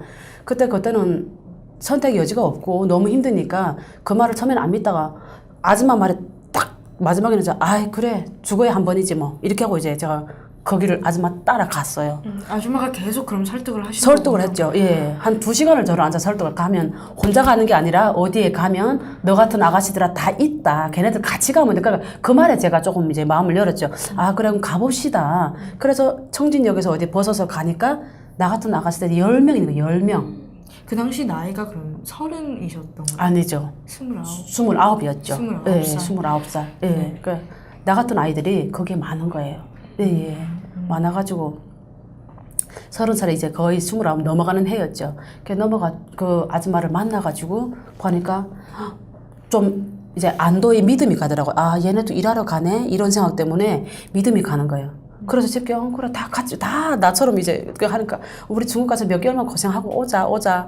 북한은 전화도 없고 아무것도 없으니까 집에다 연락할 그것도 없는 거예요. 동생한테 말도 못하고 그냥 가신 거예요? 네, 그래서 그냥 그 아줌마 따라서 그냥 하다가 그냥 중국으로 네 건너는데 저희는 3월달에 건넜거든요. 그때 두만강에 한참 그 얼음이 얼었다가 딱 녹아서 살얼음이 막 내려갈 때였는데 이 건너는 길에 저희는 산을 타고 뭐 두만강을 이렇게 건넜는데 밤에는 몰랐어요. 아침에 보니까 그 두만강에 저희가 이제 이 허리까지 이렇게 물이 오더라고요. 허리까지 오는데 이제 바지만 벗고 팬티는 입은 채로 이렇게 건넜거든요. 저희가 이렇게 했는데 아침에 그 살얼음이 이렇게 내려가면서 이 살을 쳐가지고 다 살이 비어진 거예요. 아이고. 예. 그때 건널 때는 너무 물이 차고 이게 살아있다는 생각 때문에 잡히면 안 되잖아요. 그것 때문에 비는지 피 나온지도 모르고 저희는 두만강을 건넜어요. 그래서 그럼 두만강을 그 아줌마랑 그다음에 유진님이랑 다른 그 여자분 아가씨들이랑 그리고 남자 2분 있었어요. 다 북한 사람이에요. 그러니까 부르카가 3명이었던 거죠. 예. 그래서 3명이서 우리 10명을 다 이렇게 손잡아서 두만강을 같이 건넜어요. 두만강을 건너신 게 2003년 네, 3월이라고 네, 3월이죠. 네. 네, 그래서 그때는 금방 두꺼운 얼음이 녹아서 살얼음이 막 치고 내려갈 때 두만강에. 가실 때 당시에는 중국에서 한 3개월 정도 일을 하고 네. 다시 돌아와서 이제 동생이랑 또 살 생각으로 그렇죠, 가셨던 그렇죠. 거죠? 네, 그래서 장사를 또 저같이 또 장사를 하다 온 애들이 몇 명 있었는데 그 사람들이 하는 말이 갖고 있던 돈, 뭐 이런 물건 자기는 다 맡겨라. 중국에 가서 너네 그거 뺏기면 어떡할 거야? 맡겨라. 그리고 우리가 갔다 오면 다 줄게. 그러니까 애들이 순진한 그 말 다 믿은 거예요. 그래서 그 사람들한테 다 줬어. 유진님도요? 네, 돈도 무슨 짐도 다 갖다 맡긴 거예요. 그러면서 내 동생 갖다 주라고 집 주소 알려주고 갖다 주라고 순진하게 다 갖다 맡겼던 거죠. 그렇게 하고 저희는 정말 빈몸으로 이 사람 따라서 두만강을 이렇게 건넜죠. 그 중국으로 가셔서는 어떤 일들이 있었나요? 중국으로 이제 딱 오니까 저희는 한국은 생각도 못했어요. 한국은 저희가 어릴 때부터 세뇌 교육을 시키다 보니까 이제 한국이 잘 산, 맨 거지들만 있다 이렇게 교육을 받으니까 한국은 생각도 못하고 중국이 잘 산다는 걸 알았어요. 소문이 나니까. 그래서 중국 가서 3개월만 일하고 가지 딱 중국에 오니까 그야말로 막 어떤 집에 들어갔는데 저희가 10명이니까 벌써 온다는 연락을 다 받거든 거예요. 이 집에서 뭐가 상을 쫙 테이블 펴놓고 거기다 뭐 이제 막 진수성찬을 상다리 부러지게 차린 거예요. 우리가 새벽 4시에 도착했는데 그 집에 그 중국의 도문이라는 곳에 이제 도착했는데 쫙 다른 게 그걸 보면서 얘들이 놀란 거예요. 와, 중국이 정말 잘 산다. 그리고 마당에 보니까 차도 있어요. 승용차도. 그래서 정말 잘 산다. 북한하고 다르네. 그래서 정말 그때 막 이제 자신감이 생긴 거죠. 우리 3개월만 딱 일하고 가자. 그래갖고 아무튼 우리 북한은 소고기를 못 먹잖아. 소고기 먹으면 상인데 그 테이블은 소고기도 있고 돼지고기도 있고 막 있었어요. 정말 애들이 잘 먹어서 옷도 막 한쪽에 애들 그 새 옷을 쫙 쌓아놓은 거예요. 다 갈아입으라고. 우리가 오니까 다 준비했어요. 왜냐면 애들이 막 옷을 다 호루마기 입고 왔잖아요. 막 꽃제비 치다 온 애들도 있고 나처럼 장사하다 온 애들도 있고 신발도 다 천 신발 아까 편리아를 빵꾸 나서 구멍 편리아를 아가신 것도 막 그렇게 입고 오고 바지 여기 다 이제 북한에는 이제 감자 났다 그러죠. 북한 이 뒤 궁뎅이 다 빠져가지고 아가씨인데도 못 사니까 그렇게 입고 온 애들 너무 많았어요. 근데 오니까 새 옷이 쫙 있는 거예요. 거기서 입고 싶은 대로 입으라고. 그래서 그때 밥 먹고 이제 그 집에서 샤워하고 샤워장도 엄청 크더라고요. 거기서 몇 명씩 들어가 샤워하고 옷 갈아입고 이렇게 하고 좀 한숨 잘해요. 그래서 그 집에 이렇게 잤어요. 그래서 자고 이제 뭐 설레서 잠도 잘 안 오져요. 근데 새벽 4시에 하고 6시에 잠깐 잤는데 한 10시쯤에 막 뭐 솔라솔라 하는 게 중국말 하니까 깼어요. 소리가. 뭐 모를 사람들이 막 건정한 사람들이 그 앞에 마당에 막 하얀 승용차들이 이렇게 쫙 들어오는 거예요. 그래서 저건 뭐지? 이제 우리는 그랬는데 남자들이 4명인가 들어오더라고요. 근데 이제 집주인하고 중국말을 하는데 저희는 알 수가 없었어요. 그 전날에 그 북한 사람들 우리를 데려다 주면서 우리가 보는 앞에서 중국 돈을 막 그 집주인한테 세가지고 받아가는 거 봤어. 그때까지 우리는 인신매매라는 거 몰랐던 거예요. 돈을 중국 돈을 100원짜리 막 세가지고 받아가지고 딱 자기는 가더라고요. 우리는 몰랐죠. 그럼 뭐 계산할 게 있어. 그래서 애들 그것도 아무도 신경 못 썼는데 다음날 딱 이렇게 건정한 남자들이 와서 이렇게 찍더라고요. 이렇게 중국말로 하면서 이렇게 찍고 4명을 딱 뽑아가는 거예요. 그래서 이게 뭐지? 그래서 물어봤어요. 아저씨 혹시 쟤네들은 어디 가요? 그랬더니 회사 사장들인데 일하러 회사 데려간대요. 너네도 곧 데리러 올 거야. 기다려. 이제 그래요. 그러면서도 우리하고는 조선말로 저기는 중국말하고 우리는 전혀 못 알아듣는 거죠. 그러다가 전진한만하게 막 있었어요. 그래서 좀 있다가 또 와서 어떤 사람이 2명을 또 데리고 가는 거예요. 그 4명이 남았잖아요. 그때부터 뭔가 이제 우리가 불안한 이제 기운이 느껴지는 거예요. 그래서 계속 물어봤어요. 아저씨 보고, 아저씨 정말 쟤네는 어디 가고 계속 이제 의심이 가는데 물어보니까 그때부터 중국말을 막 욕하는 거예요. 가만히 있으라고. 소리 지르는 거예요. 근데 그 인상을 보면 화가 나는지 안 나는지 알잖아요. 중국말 하는데도. 그래서 이게 뭔가 우리가 아니다. 그래서 막 울었어요. 그때부터 아가씨들이니까 철이 없으니까 막 울었어. 우리 다시 북한 보내달라고. 오는데 아저씨가 바로 우리 집 그 집 앞에 이렇게 세관이 있었어요. 중국에서 북한 놈한 세관. 그러면서 이 아저씨가 욕을 하면서 너네 그래? 내가 바로 세관 앞에 데려다 줄게. 가. 그러는 거예요. 세관 앞에 데려다 줄 테니까. 그래서 우리는 가겠다고 그때 막 나왔어요. 가겠다고 나왔는데 너네는 가면 다 감옥이고 어쩌고 저쩌고 하니까 애들이 겁먹은 거예요. 그래서 그러면 우리를 어디다 보내냐 하니까 좋은 데 시집 보내겠다고. 그때 얘기를 하는 거예요. 그때서야 인신매매인 걸 아시는 거예요? 인신매매란 말조차 나는 몰랐어요, 우리는. 왜냐면 함경북도 사람들은 알지라도 함경남도 사람들은 좀 덜 깼어요. 그래서 인신매매란 자체도 모르는 거예요, 우리는. 근데 그래서, 그냥 우리는 팔렸구나. 네, 그때 알아갖고 정말 많이 울었어요. 근데 좀 울다 보니까 어떤 아저씨가 우리 4명을 다 데리고 가는 거예요, 승용차에다가. 그래서 한 2시간 반을 택시 타고 어디로 갔어요. 근데 가니까 담장이 한 3m 되는 집을 우리 데리고 들어오는 거예요. 3m. 안에 아무것도 안 보여. 강아지 소리밖에 안 나요. 그 큰 개 소리밖에 안 나는데 딱 철문을 열고 우리 딱 데리고 들어가 보니까 그 안에 아가씨들이 6명이 또 있더라고요. 우리 같이 온 애들 말고 기존에 다른 6명. 예, 기존에 있던 세터민들이 6명인가 있더라고요. 그래서 보니까 걔네들이 있는데 무슨 이따만한 자물쇠를 열고 딱 열더니 우리 뭐 관에 들어가래요. 그 보니까 관에 세터민들이 6명이 있는 거예요. 방에 자물쇠를 예, 걸어놨던 거예요? 밖에다 이만한 자물쇠를 갖다가 열쇠도 거짓말하게 이만해. 손바닥만한 걸 그거 갖다 떡 걸어놓고 들어가래요. 그래서 이제 야, 우리는 진짜 보면 죽었구나. 이제 그때부터 생각을 했죠. 우리 보면 잘못 팔렸다. 이제 어떡하니, 어떡하니. 계속 몰아서. 그러니까 얘네들 말고 얘네들 우리 같이 똑같은 루트예요. 팔렸어. 팔렸을까지 와서 또 얘네들이 팔리기 전에 이 집에 오니까 또 그 전에 있던 세터민들은 1명, 2명 계속해서 팔려간대요. 어디로? 저 안쪽으로. 우리는 그때 연변 쪽에 있었는데 저기 뭐 쌍동이나 이쪽에 가면 못 나온대요. 오고 싶어도. 그쪽으로 팔아버린대. 너무 시골이니까. 예, 예. 그쪽으로 가서 우리를 그때 사기는 한 사람 3,000원씩 샀다 하더라고요. 중국 돈 3,000원? 네. 그리고 우리 올 때 30대 언니가 하나 있었거든요. 그 언니는 2,000원. 그러니까 우리는 3,000원. 그래서 사가지고 이 할아버지가 2만 원씩 갖다가 저 안쪽에다 판대. 2만 원, 3만 원씩. 그러니까 이 할아버지는 해볼 사람 장사를 하는 네, 그 사람 장사하는 거죠. 그 우리는 얼마에 산지도 몰랐어요. 근데 그 이후에 우리를 산 할아버지가 그 얘기를 다 해주는 거예요. 그래서 일단은 우리 그 방에 갇혔어요. 갇혔는데 방이 그냥 이렇게 단칸방이 안에 아무것도 없어요. 그냥 부엌에 이렇게 불 때는 그 아궁이만 있었어요. 근데 거기에 보니까 딱 들어갔는데 이게 냄새가 나는 거예요. 그래 보니까 거기에 바게스가 있어요. 바게스. 화장실도 안 보내는 거예요. 그 바게스에다 불을 다 보는 거예요. 도망칠까봐. 그럼 그 방 안에 완전히 가둬서 생활하는 네, 거예요? 네, 창문도 없어요. 아무것도 없는 그 공간에다가 우리를 가다 놓고 바게스에다가 돈 이제. 주고 쌌으니까 뛸까봐. 네. 돈을 뭐 다 완전 버리는 내 것과 맘대로네. 같이요. 네, 그러니까. 그래서 거기다 놓고 바게스에다 볼을 본대요. 그래서 그때까지는 우리는 어쩔 수 없다. 이제 여기서 달아도 못 넣고 담장도 3m인데 어디를 달아나요? 못 달아. 이제 밖에는 뭐 이따만한 강아지, 큰 강아지가. 근데 그때 너희가 놀랐던 게 그 철대문 딱 들어오면서 이제 그 보이는 강아지잖아요. 보니까 세상에 그 개밥 그릇에 이팝이 완전히 이만큼 있는 거예요. 그래서 야, 그거 보고 너무 놀랐어요. 북한에서는 세상 쌀밥을 먹고 싶어도 구경도 못 하잖아요. 근데 중국에는 저 개가 쌀밥을 먹는다. 거기에 우리가 충격을 너무 받은 거예요. 어떻게 하면 개가 쌀밥을 먹냐? 이렇게 하는데 바로 그냥 방에다 가다 하니까 그때부터는 그 개도 못 봤어요. 밖을 나와보지를 못하니까. 그리고 이만한 세수대에다 물도 갖다 줘요, 아저씨가. 거기서 씻게 있으면 씻고 마겠으면 마고 알아서 하라고. 그게 마실 물, 씻을 물인 거예요? 그러니까 마실 물은 따로 줘요. 네. 그 마실 물은 밥 먹을 때마다 따로 줘요, 아저씨가. 그것도 이만한 세수대에다가 물을 마실 물 갖다가 컵 이렇게 갖다 줘요, 먹으라고. 이렇게 갖다 주고. 더 충격적인 거는 밥을 주는데 중국은 잘 살잖아요. 근데 우리를 딱 하니까 그날 바로 가서 열쇠 열고 그 방에 들어가서 그 다음 끼가 나오는데 10명이죠, 10명. 이만한 세수대에다가 하얀 쌀죽이 나오는 거예요. 쌀죽이. 그래서 저는 그게 밥이 아니라고 생각했어요. 이거는 뭐지? 뭐 이거는 뭐 말갛고 이게 예, 뭔가 뭐 정말 이제 이거 이제 물처럼 생긴 쌀죽. 예. 그래갖고 그래서 이거는 뭐야? 뭔지 애들 물어본 거야. 그거 먹고 살아야 된대 여기서. 그래서 왜 중국은 잘 사는데 저 할아버지 돈 주고 사는데 왜 이런 죽 주냐 했더니 죽보다도 반찬이 더 웃기는 게 굵은 소금이죠. 굵은 소금. 꽃소금도 아니에요. 굵은 소금. 김치한 데서는 굵은 소금을 한 사발 갖다 주는 거예요. 그래서 그거 간마차 먹으라고. 예. 그릇도 안 줘.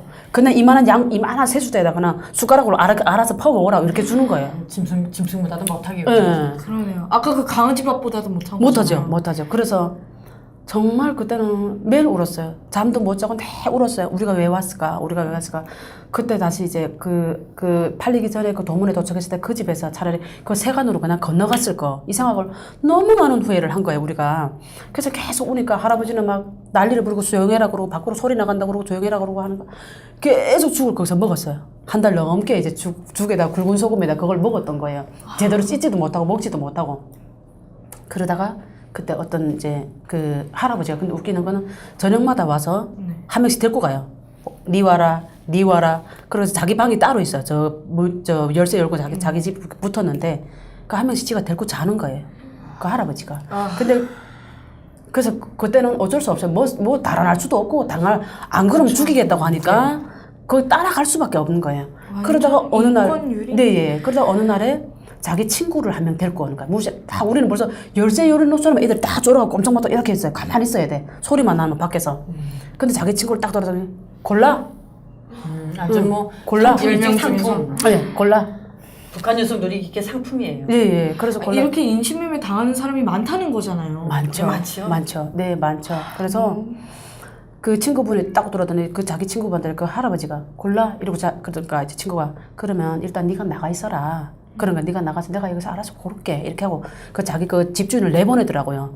그래서 이제 아저씨가 그때부터 여기 다 모여 앉으는 그러니까 애들은 얼마나 쫄아 있어. 우리는 다 아가씨들인데 그래갖고 무서워서 다 이렇게 하고 가지도 못하고 이렇게 거기에 앉아 있었어요. 앉아 있는데 빨리 다 모여 앉으래. 근데 워낙에 그 집주인이 우리한테 독하게 했으니까 친구도 똑같을 거 아니에요. 그러니까 애들이 무서워하고 모여 앉지를 못하는 거예요. 그러니까 아저씨가 더 이상 모여 앉으란 말 안 하고 거기서 얘기를 하는 거예요. 여기서 누가 제일 똑똑하고 누가 제일 이제 눈 돌아가냐. 그러니까 애들이 또 데리고 나가는 줄 알고 겁나서 다 얘기를 안 하는 거예요. 다 아니라는데 아저씨가 너네를 도와주려고 그래. 누가 제일 똑똑하냐.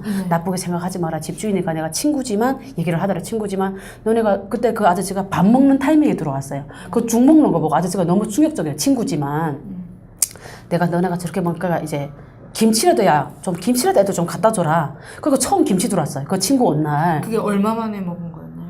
그 집에 와서 한 달 넘게 있었는데 그 한 달 한 3일 만에 그 김치가 들어온 거예요. 그 집에 와서. 그래서 이제 김치를 정말 꿀맛인 거예요. 그 김치를 먹는데 죽에다 김치를 얼마나 맛있어요. 그 김치 먹는데 아저씨가 그걸 보고 너무 마음이 아픈 거예요. 근데 그 아저씨도 솔직히 얘기하더라고요. 그 친구가 전화 와서 그 마누라가 한국 가셨어요. 그 친구분이 한국에 돈 벌러 갔던 거예요. 그러니까 이제 외롭잖아 혼자서가. 야, 너 외로우니까 와서 한 명 데리고 나가. 이제 이렇게 된 거예요. 올 때는 자기도 그런 마음으로 왔어. 근데 우리의 상황을 보니까 그게 아닌 거예요. 그러니까 아저씨가 생각을 달리 먹은 거예요. 친구 내보내고 니 나가 있어라 내가 고를게 이렇게 하고 우리 보고 얘기해서 아들은 모여 앉았는데 아이들이 다 무서워서 안 모여 앉으니까 그러면 얘기해라. 너네 집에서 누가 제일 눈 돌아가고 누가 똑똑하냐. 아저씨가 도와주려고 하니까 애들이 순간에 도와준다는 말에 정말요? 정말 도와준다니까 하나같이 그 10명이 나를 찍어버리는 거야, 이제. 쟤라고. 그러니까 내가 좀 이제 성격이 좀 이제 쾌활해서 말도 잘하고 하니까, 나는 아니라고. 나는 또 나를 데리고 나갈까봐 무서워서 아니라고 막 울면서 내가 아니라고 했어요. 나는 아니라고 이제. 그러니까 애들이 이제 도와준다잖아. 다 나랑 나이가 비슷했어요. 30대 언니가 딱 하나 있고, 도와준다잖아. 그러니까 이제. 다 20대. 예, 그래서 일단은, 어쩔 수 없이 그 아저씨가 오라니까 갔어요. 난 무서우니까 이제 순종을 할 수밖에 없죠. 근데 아저씨가 조용히 얘기하면서, 자기 여기에서 이제 볼펜, 뭐 메모지 이거 주머니에 있더라고요. 꺼내서 네 이름이 뭐냐? 그래서 이제 이름이 뭐라고 얘기했어요. 그러니까 적어주더라고요. 여기다가 내가 우리 집 주소를 중국 글인데 한글로 내가 적어줄 테니까 이 집에서 만약 너네가 도망칠 기회가 있으면 여기로 와라. 택시 타고. 그래서 그때 중국 돈 100원을 주고 가는 거예요. 주소하고 중국 돈 100원. 네. 그래서 그거를 제가 여기다 계속 갖고 있었어요. 그거 주소하고. 그래서 정말 우리가 운 좋게 다른 날 기회 있으면 꼭 가겠다. 도와달라. 그렇게 하고 아저씨는 갔어요. 네. 저 친구하고 도란 얘기 안 하고 아무 짓도 안 하고 아저씨는 간 거예요. 그래서 이제 우리가 그 집에서 있으면서 계속해서 한 명 동안 팔려갔어요.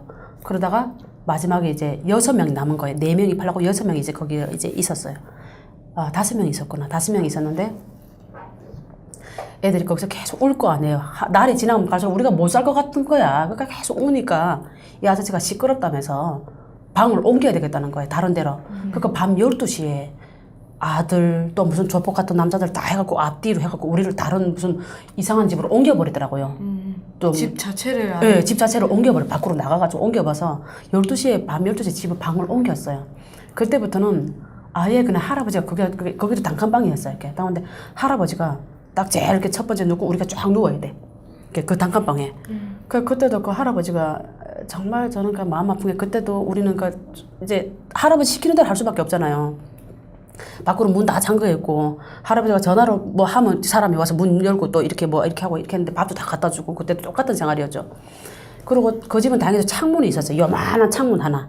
창문 그것도 열 수 없는 창문이에요. 열리는 창문이 아니고 그냥 붙어 있는 창문이래요. 그래서 이렇게 했는데 할아버지가 그날도 거기 집에 가서도 오늘은 니 와라 내일은 니 와라 우리를 쫙 눕혀놓고 노골적으로 자는 거예요. 거기서 그러니까 우리는 무서워서 이렇게 입을 뒤집어쓰고 울면서 울지도 못해. 소리도 못 내. 거기서는 그러니까 소리 내는 가수라도 죽이겠다면서.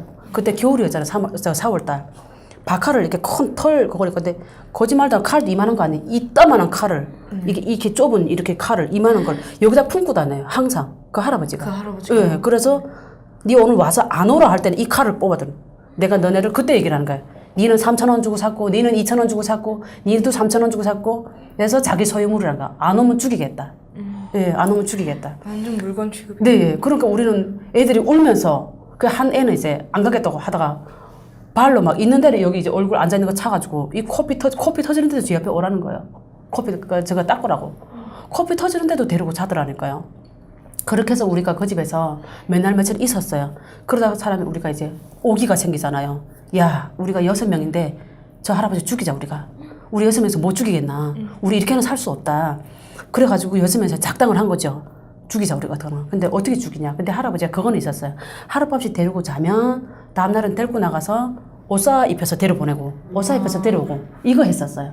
그래 이렇게 돌아가면서 이렇게 하는데 데리고 나간 중에 이제 한 사람 그 시켰죠. 만약에 오늘 밤 네가 할아버지인데 가면 다음날 따라 나가게 되면 약국에 가서 말 어떻게 물어봐서 이제 쥐약을 달라 그래라 뭐 이런 식으로 막 이제 우리들 말도 안 되는 걸 막 짰어. 일단은 어떻게 죽이자고 이제 아니면 수면제라도 네가 잠이 안 온다고 수면제라도 꼬셔서 수면제라도 사와라. 그래서 막 꼬셨어요. 근데 그러던 중에 이제 우리 그 약속을 다 했잖아요. 어떡하나 우리가 달아나자. 그리고 아저씨가 그 친구가 돈 주고 이거 써놓고 간 거 다 알아요. 그 6명이. 그래서 우리는 어떡하나 기회를 보고 있었죠. 그렇게 하고 있다가 아저씨가 너무 갈수록 이제 행동이 포악해지고 우리가 뭔가 죽을 것 같던 거기 30대 언니가 하나 있어. 35살짜리 언니가 지금도 잊지 못하는데 그 언니가 이제 그 중국에 오니까 물이 바뀌니까 여기 목에 이렇게 종기가 났어요. 이만한 그 종기가 났는데 거기 집에 옮기면서 더 악화가 된 거예요. 근데 이거는 약 먹고 나을 것도 아니고 연고 발라 될 것도 아니에요. 병원을 가서 이거를 뭔가 치료를 해야 되는 건데 그 언니가 그러더라고요. 야, 나는 북한에서 시집도 가봤고 결혼도 해봤고 실패도 해봤는데 나는 니네들 내 동생한테 너무 마음이 아프니까 내가 어떡하나 수술 때문에 너네 달아나라 이 집에서. 언니가 도와주겠다는 거예요. 근데 문제는 도와주려면 언니가 할아버지 옆으로 한 번은 가야 되는데 이거 나이가 많으니까 할아버지가 오란 말도 안 해. 이 언니는. 그래서 언니가 수 썼어요. 내가 오늘 저녁에 아니면 내일 저녁이라도 이거 아프다고 막 소리 지르겠대요. 그럼 그 마을에 이제 동네 다 들리잖아요. 그럼 이 할아버지는 시끄러워서 이 언니를 데리고 병원을 갈 수밖에 없어요. 근데 이 할아버지가 우리가 북한 사람 티나니까 낮에는 병원 못 가요. 24시간은 밤에만 데리고 가는 거. 우리가 말도 안 통하고 하니까. 그리고 고정 가는 병원이 따로 있어요. 그래서 거기 가서 그렇게 하겠다 약속을 했어요. 근데 우리가 이제 3월달에 이제 그 강을 건너면서 한 애가 나랑 나이 같은 애가 동상 걸렸어요. 발가락이. 근데 얘도 거기서 한 달 지나고 하니까 새까맣게 거기 살이 그거 하면서 너무 통증이 오는 거예요. 치료를 와야 되는데 이 할아버지 병원을 안 데리고 가서 빨리 팔아먹으면 된다는 식으로 자기는 치료하면 치료비도 가니까 치료를 안 했어. 근데 경고롭게도 그날 이제 참 그 세터민들도 자기가 살자면 어쩔 수 없는 게 한 명 그날 전날 저녁에 할아버지 따라 나갔던 애가 이 사실을 할아버지한테 나가서 다 얘기를 해버린 거예요. 그래가지고 이 할아버지가 초저녁에 왔어요. 얘들이 왔는데 얘는 아무렇지도 않게 왔는데 나 이름 딱 부르면서 너는 오늘 내 손에 죽을 거라고 딱 찍어놓는 거예요. 그래서 그다음부터 나는 이제 이 온 소름이 끼치고 나는 오늘 밤 죽겠구나 이런 생각밖에 없는 거야. 근데 이 언니가 들었어요. 그 말을 30달 같이 있었으니까. 그리고 아저씨가 너는 딱 기다리라고 이렇게 하고 나가버리는 거예요. 그래서 언니가 안 되겠다. 너네 니 때문에 안 되겠다. 내가 오늘 밤에 작정을 하자. 근데 얘가 들었어요. 이 같이 나갔던 애가. 그 듣거나 말거나 일단 나는 내가 죽을 것 같으니까 일단 수단과 방법을 안 거 이집 달아놔야 되잖아요. 근데 언니가 도와주겠다는 거예요. 나는 그냥 북송대수 괜찮으니까 너네가 달아놔라. 너네 너무 마음이 아프다. 이러면서 이제 할아버지 딱 들어왔어요. 칼 이만한 거 들고 아예 나를 죽이려고 작정하고 자기가 3,000원 없으면 말고 니네는 작당 모의를 하고 얘네를 다 가지고 도망치려고 했다고 이제 들어오기 직전이에요. 그래서 들어오는 거예요. 문 열고. 그래서 나는 그 사람도 심장이 쿵쾅쿵쾅쿵쾅 어떡하지? 나 얼마 죽겠구나 생각하니까 막 무서운 거예요. 근데 언니가 이제 할아버지 딱 들어오니까 이러고 소리 지르는 거야. 이게 아프다고. 그러니까 이제 할아버지 화가 나잖아. 지금 이 언니한테 막 욕을 하면서 발로 차고 조용해라고. 동네 사람 다 듣는다고. 그거 참으라고 막 이러니까 언니가 못 참겠다고 막 일부러 소리 지르고 여기 이제 종기가 난 거가 이만한 거짓말도 이만한 났어. 그러니까 이 할아버지가 재수 없다면서 이제 이 언니 보고 병원 가야 되겠다면서. 그러면서도 나를 벼르는 거야. 너는 딱 기다리라고. 근데 문제는 할아버지가 병원 가는데 이 언니를 혼자 데리고 갈 수 없으니까 동상 걸린 애를 걔랑 달아놨어야 되는데 얘를 데리고 가겠다는 거야. 근데 얘는 이제 안 가겠다고 자기는 참을만 하다고. 근데 이왕 이제 발 넘어가면 자기가 파는데 돈 깎인다고 데리고 가 치료를 해야 된대요. 팔리는데 돈 깎인다고. 한번 병원 가는 김에 이제 같이 가져가야 돼. 들어가겠다. 예. 그래서 얘도 데리고 갔어요. 근데 사실 얘는 꼭 데리고 갔어야 될 애인데 내가 살아야 되니까 어쩔 수 없는 게 그날짜는 그 기회밖에 없었어요. 그쵸. 예. 그래서 할아버지가 갔는데 밤 12시였어요. 11시 반이었네요, 정확히. 밤은 다 새까맣고 밖에서는 개밖에 안 짖는데 달아나야 돼. 우리는 이 개밖에 없어요. 그래서 어떻게 달아나지 이렇게 고민을 하고 있다가 그 창문 있잖아요. 요만한 창, 정말 머리 하나 딱 나가는 창문이었어요. 그 제가 뚱뚱하면 지금처럼 뚱뚱하면 못 나갔을 것 같아요. 그때는 다 날씬해서 못 먹고 이러다 보니까 제대로 못 먹으니까. 네, 못 먹고 영양실조 걸린 애들도 많으니까 그 창문으로 충분히 나갈 수 있었어요. 그래가지고 이거를 밤에 그냥 깨면 소리가 쨍긋하고 나잖아요. 그러니까 이제 살아야 되겠다고 생각하니까 어디서 그런 아이디어도 나오는가?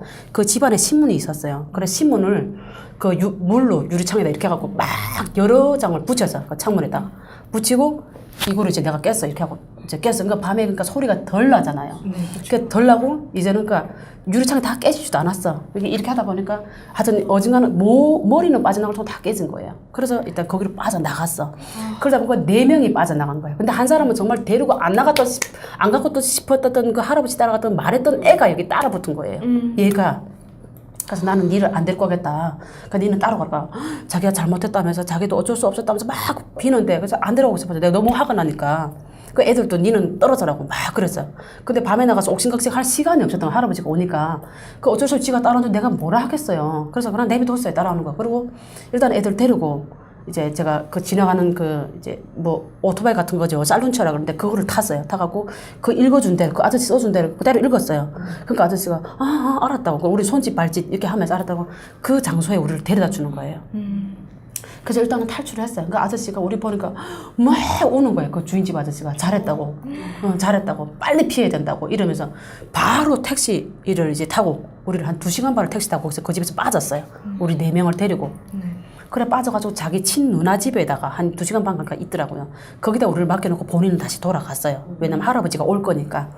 근데 그렇게 하고 이제 우리는 소식을 듣잖아. 누나를 통해서 그 집 추니까 누나도 정말 사람들이 괜찮더라고요. 그래서 기인을 만나셨어요. 예, 기인을 만났어요. 정말 기인을 만나서 그 이제 그 누나가 계속 우리한테 알려주는 거 동생하고 통화하고 근데 그날 저녁에 할아버지가 딱 왔는데 우리가 없어지니까 이제 이 언니는 말을 안 했어요. 얘네가 그래 없어지니까 막 같이 막 쌍욕하는 처럼 했대요. 나쁜 것들이라면서 막 할아버지가 했는데 동상 걸린 애가 자기를 두고 달아났다고 배신감을 느낀 거예요. 그렇죠. 같이 가자고. 근데 걔가 또 나하고 너무 가까웠어요. 그때 그 10명 중에 나하고 제일 가까워서 나하고 친구라고 했단 말이에요. 나하고 나이도 같았고. 근데 얘가 배신감을 느끼니까 할아버지한테 그 말을 다 해버린 거예요. 할아버지 친구가 어느 날 와서 이렇게 이 여자한테 이렇게 돈 그걸 주고 다 얘기한 거예요? 다 싹 내가 얘기한 거예요. 그래서 얘가 돈 가지고 텄다 뭐 어쨌다 이 얘기를 다 해가지고 이 할아버지가 그날 정도 조폭을 데리고 이 아저씨 집에 갔대요. 아들 내놔라. 안 그럼 내가 너를 죽이겠다. 데려갔는데 아저씨는 나는 모른다 끝까지 오겠다. 그러니까 정말 그날 전에 피 터지게 아저씨 맞으면서도 우리 얘기를 안 한 거예요. 친구 사이인데도 그런 네, 거예요? 예, 그러니까 아저씨가 그러니까 너무 고맙죠. 그러니까 우리는 그런 것도 몰랐어요. 근데 그 누나가 계속 알려줘요. 아저씨 또 왔다 갔다 한다. 그 저기 또 왔다. 조폭들 데리고 오는 거예요. 이 사람이 인신매매를 하다 보니까 조폭을 끼고 해요. 그때로서 계속 그 아저씨가 노모를 모시고 살았거든요. 깡패. 깡패를 중국 깡패. 네, 중국 깡패를 끼고 한 거예요. 그래서 근데 이제 아저씨가 마누라가 한국 가서 돈 벌고 있었잖아요. 그러니까 노모를 모시고 있었는데 노모도 때리고 아저씨도 때리고 그러니까 노모 보고도 애들 봤냐 못 봤냐 막 물어보고 막 그런데요. 그러니까 이제 누나는 너무 화가 나니까 한 번은 니네가 자발적으로 가라고 막 쫓아내보내더라고요. 누나가 너무 화가 나니까 내 동생이 죽게 생겼다고. 근데 이제 이 동생이 그러면서도 누나한테 부탁한다고 했나 봐요. 걔네들 좀 꼭 그렇게 좀 누나가 당분간만 좀 데리고 있어달라. 그러니까 우리는 정말 거기서도 많이 울었어. 미안하고 어떻게 해야 될지도 모르겠고. 그래서 일단 누나 집에서 그거는 뭐 일면식이 있거나 아는 사이가 있거나 일면식도 하는 것도 없었어요. 네, 아닌데. 네, 없었어요. 그래가지고 그 집에 누나 집에서 또 한참을 있었어요. 그러다 어느 날 갑자기 이 아저씨가 온 거예요. 하여튼 이 아저씨 그 친구 눈 피해서 그러면서 얘기를 하더라고요. 왔는데 이게 다 막 상처 투정이 너무 맞아가지고 왔는데 그래도 자기는 너네를 도와주고 싶다. 그래서 그때 그 아저씨가 그러다 정말 일면식 없어요. 내가 너네 원하는 대로 해줄게. 니네가 지금이라도 북한 가려면 가고 아니면 한국에도 한국이란 그 너네 한국에 남순이라고 배웠지? 이러면서 한국도 제 태민들이 간다 한다. 그래서 한국에 거지들밖에 없는데 한국에 왜 갔냐고. 우리가 거기서 막 발짝발짝 떼서 우린 다시 북한 가겠다 하니까 북한 가려면 자기가 중국 돈 500원씩 주겠다. 너네가 가라. 도와주겠다. 자기가 브로커 통해서 몰래 다시 도망을 건널 수 있게 해주겠다. 네. 그렇게까지 도와주겠다는데 우리는 이미 집을 난 지 몇 개월 됐어요. 가면 감옥에 가야 돼. 근데 한국이라는 거는 우리는 알 수가 없어. 근데 아저씨는 자꾸 한국 가래 우리 보고. 그래서 그때까지 대한민국이 어떤 곳인지 전혀 모르셨어요. 몰랐어요. 그래갖고 아저씨가 우리가 말을 안 들으니까 북한의 비디오를 이제 보여주는 거야. 김정일에 대한 비디오를 보여주는데 그 이제 막 방탕한 그런 비디오가 있더라고요. 그래서 봤는데 안 믿었어요. 그래서 아저씨 우리 막 욕했죠. 이런 거 왜 우리 김정일 장군님한테 왜 이런 거 보여주냐. 아저씨한테 막 뭐랄까 거기 아니라고 너네 속여 살았다고. 그때 처음으로 우리가 근데 그것도 몇 번 봐도 안 믿었어요. 이건 거짓말이다. 이거는 뭐이다 이러면서 평생을 믿어왔던 예, 건데. 예. 진짜 어릴 때부터 세뇌가 됐던 그분을 욕하니까 우리는 이해가 안 됐던 거예요. 그래서 아저씨도 나쁜 사람이라고 우리가 막 욕을 해서 아저씨도 나쁜 사람이다 이러면서 우리를 왜 그 남수성 계략노동들한테 보낼라 그러냐 이러면서 막 거기서 또 한참 더 씨름을 했어 우리 신랑이를. 근데 아저씨가 그게 아니다. 나는 정말 너네를 도와주고 싶다. 그러면서 너네가 가려면 이렇게 지금 세tem들 많이 간다. 루트가 있다. 목사님들 도와주는 분들이 있다 하면서 얘기를 하는데 그때는 믿지는 않았지만 북한은 갈 수가 없었어요. 이제 감옥을 가야 되니까 그 생각을 하니까 그래 한번 가보자 아저씨 말 듣고. 그래서 그럼 우리 한국 가겠다. 그래서 아저씨가 연길에 있던 어떤 교회 전도사님한테 우리를 이제 소개를 해준 거예요. 그 아저씨는 아무 금전적인 그것도 없고 정말 그렇게 해서 다 순수한 마음으로 우리를 도와주신 거예요. 그러면 따로 뭐 이렇게 보상을 받거나 하신 게 아니라 없어요. 네네. 없어요. 알겠습니다. 네. 저희가 어느새 시간이 다 되어서 네. 또 여기 중국에서부터 어떻게 네. 한국으로 오셨는지 네, 네. 또 한국에서는 어떻게 정착을 하고 어떤 일을 하시는지는 2부에서 듣도록 하겠습니다. 네. 1부는 여기에서 마치도록 하겠습니다. 시청해 주셔서 감사합니다. 감사합니다. 감사합니다.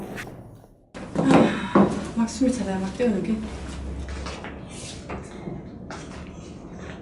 알지 않고 다니셨어요?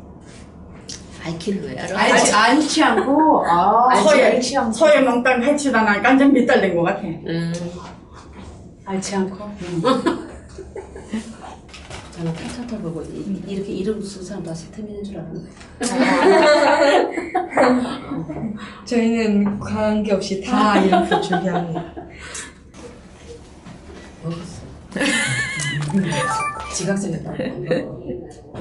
네, 시청자 여러분 2부 바로 시작하도록 하겠습니다. 저희가 아직 그 한국으로 온 과정을 못 들었어요. 네, 네. 근데 그 도와주신 할아버지 친구분, 네, 네. 그분이 이제 북한으로 갈 거냐, 한국으로 갈 거냐 선택을 하라고 했죠. 네, 네. 네, 그래서 한국에 가겠다고 네. 선택을 하셨습니다. 네, 네. 그래서 그 한국에 가겠다고 선택하니까 이분이 우리를 데리고 이제 연길에 있는 어떤 교회, 자그마한 교회 전도사님을 연결해 주셨어요. 그래서 그 전도사님이 바로 어떤 뭐 이제 비어있는 이제 아파트에다 우리를 하고 이제 한국에 데리고 가는 준비를 이제 하더라고요. 그렇게 해서 저희가 그 집에 있다 보니까 부록하고 또 왔었고요. 이제 한국을 데리고 같은 세터민 부록커였는데 이제 와서 뭐 어디에 가면 또 여럿이 있다. 그래가지고 우리 3명하고 해서 저희가 7명인가 같이 합쳐서 출발을 했거든요. 네, 이제 연길에서부터 출발을 해서 하다 보니까 중국어를 잘하는 사람들도 있었고, 중국에서 기존에 살던 사람들도, 그러니까 인신매매에 걸렸다가, 팔렸다가 도망쳐 나온 일행도 있었어요. 우리 중에 3명 있었어요. 그리고 이제 나머지는 다 직행이었는데, 우리처럼 바로 북한에서 건너오신 분들. 근데 이제 우리 중국어를 모르잖아요. 그래서 이제 버스를 타고, 뭐 기차도 타고 하는데, 브로커들 써주더라고요. 뭐, 니호, 이게 네 이름이 뭐냐, 고향, 예, 이제 아주 중국어. 공안들이 물어봤을 때 이제 받아칠 수 있는 멘트를 조금씩 적어주셔가지고 이렇게 오다가 저는 정말 이제 목숨을 걸고 한국에 오는 거잖아요. 그래서 중간에 할 수 있는 건 기도밖에 없어서 그때는 기도가 뭔지도 모르고 하나님이 뭔지도 몰랐는데 이제 그 중에 한 명이 우리 중에 한 명이 중국에서 살다가 북한에 잡혀갔다 온 애가 한 명 있었어요. 얘가 교회를 믿다가 이제 잡혀온 애가 하나 있었거든요. 근데 얘가 그러더라고요.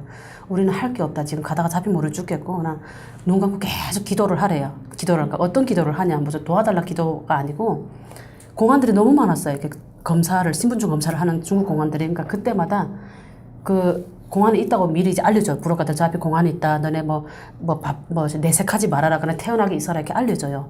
근데 그때마다 걔가 하는 말이 그러더라. 무조건 그냥 눈 감고 기도를 하래요. 하나님 그냥 소나기가 좀 오게 해달라고. 소나기가 오게 해달라고. 그러니까 그거 할 수 있는 그거밖에 없어. 우리는 중국말도 모르고. 왜 소나기가 오게? 그러니까 소나기가 오면 경비 초소 군대들이 안 나와요. 이 신분증 검사를 해야 되는데 초소가 군대 안 나오거든요. 그래서 그거를 제가 중국에서 오는 내내 베트남까지 한 일주일 8일인가 걸렸는데 3번을 제가 목격을 한 거예요. 그래서 정말 하늘에 쨍 했다가도 우리가 그렇게 기도를 애들이 정말 간절한 마음으로 기도를 하니까 그때부터 거짓말인 것만처럼 이제 소나기가 쏟아봐요. 그럼 경찰들 비가 너무 많이 오니까 검열을 못 하는 거예요. 버스를 세웠지만 검사를 못하고 그냥 통과시키고 그 통과하면 또 해가 쫙 나고. 그러니까 이런 거를 제가 3번이나 목격하고 베트남을 거쳐서 캄보디아에 왔죠. 근데 베트남까지는 그래도 그나마 괜찮았어요. 근데 베트남에서 캄보디아 가는 여정, 그 여정은 걸어서 가더라고요. 걸어서. 그 한계 국경을 걸어서 가는데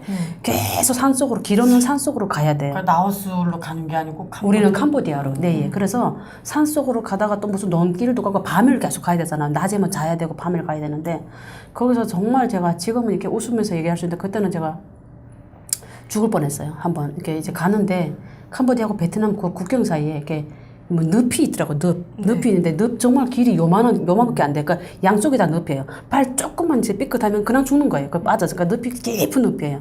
빠지면 누구도 사람 못 나는 그런 늪길을 가는데 10명을 이제 7명인가 10명인가 이제 이 부록가들 앞뒤 서고 우리를 가운데 세우고 딱 이 한 줄로 가야 되거든요. 그 길은. 그래 가는데 제가 정말 이 중간에 섰다면 저는 죽었을 거예요. 근데 제가 제일 뒤에 부록가 바로 앞에 섰거든요. 그래서 부록가들 몇 번 주의를 줘요.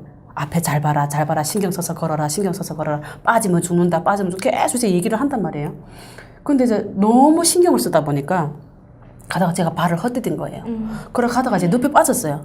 근데 빠진데 공교롭게도 머리부터 빠진 거예요. 제가 발이 미끄면서 머리부터 빠진데 이 늪이 그냥 그대로 쭉 빠지는 그런 늪이었어요. 근데 머리가 이렇게 딱 빠지는 순간 아 나는 여기서 죽었구나. 벌써 여기서 이게 늪이 이렇게 들어가니까 나는 죽었구나. 이렇게 생각하고 벌써 이 코 밑으로 눕히다 숨이 멎어버리잖아요. 그러니까 이대로 죽구나. 그러니까 그때 처음으로 죽는다는 거를 제가 공포심을 느껴서 죽었구나 이대로 그냥 이렇게 생각하고 있는데 이 뒤에 있던 브로커가 바로 이제 내 다리를 이렇게 잡아챈 거예요. 네, 다리를 잡아채가지고 이 코부터 막 이제 여기 늪이 들어갔으니까 이제 이거부터 막 하고 막 여기를 닦아주더라. 얼굴부터 숨 쉴 수 있게끔. 그래서 제가 정말 천만다행이에요. 그래서 정말 다 빠졌어요. 이게 쭉 빠져갖고 이 전체를 그 늪이 다 젖어졌어요. 이게 근데 밤이니까 내 머리가 어떻게 되는지 이거 확인할 수도 없고 계속 걸어야 되니까 그 위험한 길을 그렇게 해서 몇 날 며칠 걸어서 저희가 캄보디아에 오니까 교회에 오더라고요. 캄보디아 교회에. 그래서 거기 들었는데 교회에 딱 들어오는 순간 우리가 살았구나. 그러니까 세터민들 너무 많아서 거기는 이제 몇 명 정도 있었나요? 거기가 180명 있었어요. 그 캄보디아 교회 안에. 와. 예, 180명 있는데 우리가 가니까 이제 보니까 다 이제 이미 전에 지금 한국 가기를 기다리시는 분들 이제 있더라고요. 그래서 보니까 그때 내가 내 머리서부터 발끝까지 이 냄새가 이제 늪이 오래 몇십 년, 몇백 년대 보니까 냄새가 엄청나는 늪인데 그때 내 몸에서 냄새 난다는 걸 느낀 거예요. 제가 너무 긴장을 하다 보니까 내 몸에서 냄새를 나는지까 그 안에서 생각할 새가 없죠. 그러니까 안에서 애들이 나를 못 들어오게 하는 거야. 냄새가 너무 장난이 아니었어요. 근데 이 냄새가 캄보디아 와서 샤워를 하고 옷을 갈아입어도 안 빠지는 거야, 내 몸에서. 정말 오래 갔어요.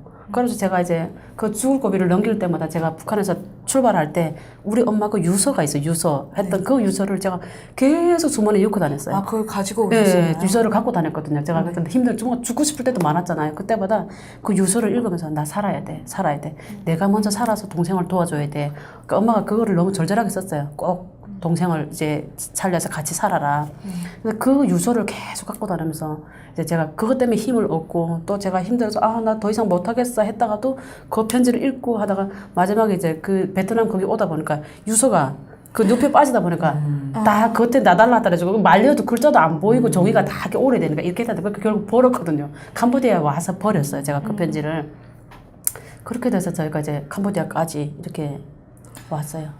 이 총 한국으로 오는 기간이 이 중국에서부터 한국으로 오는 기간이 한 2개월 정도 좀 더 걸렸어요. 2개월 조금 더 네네. 걸리셨다고.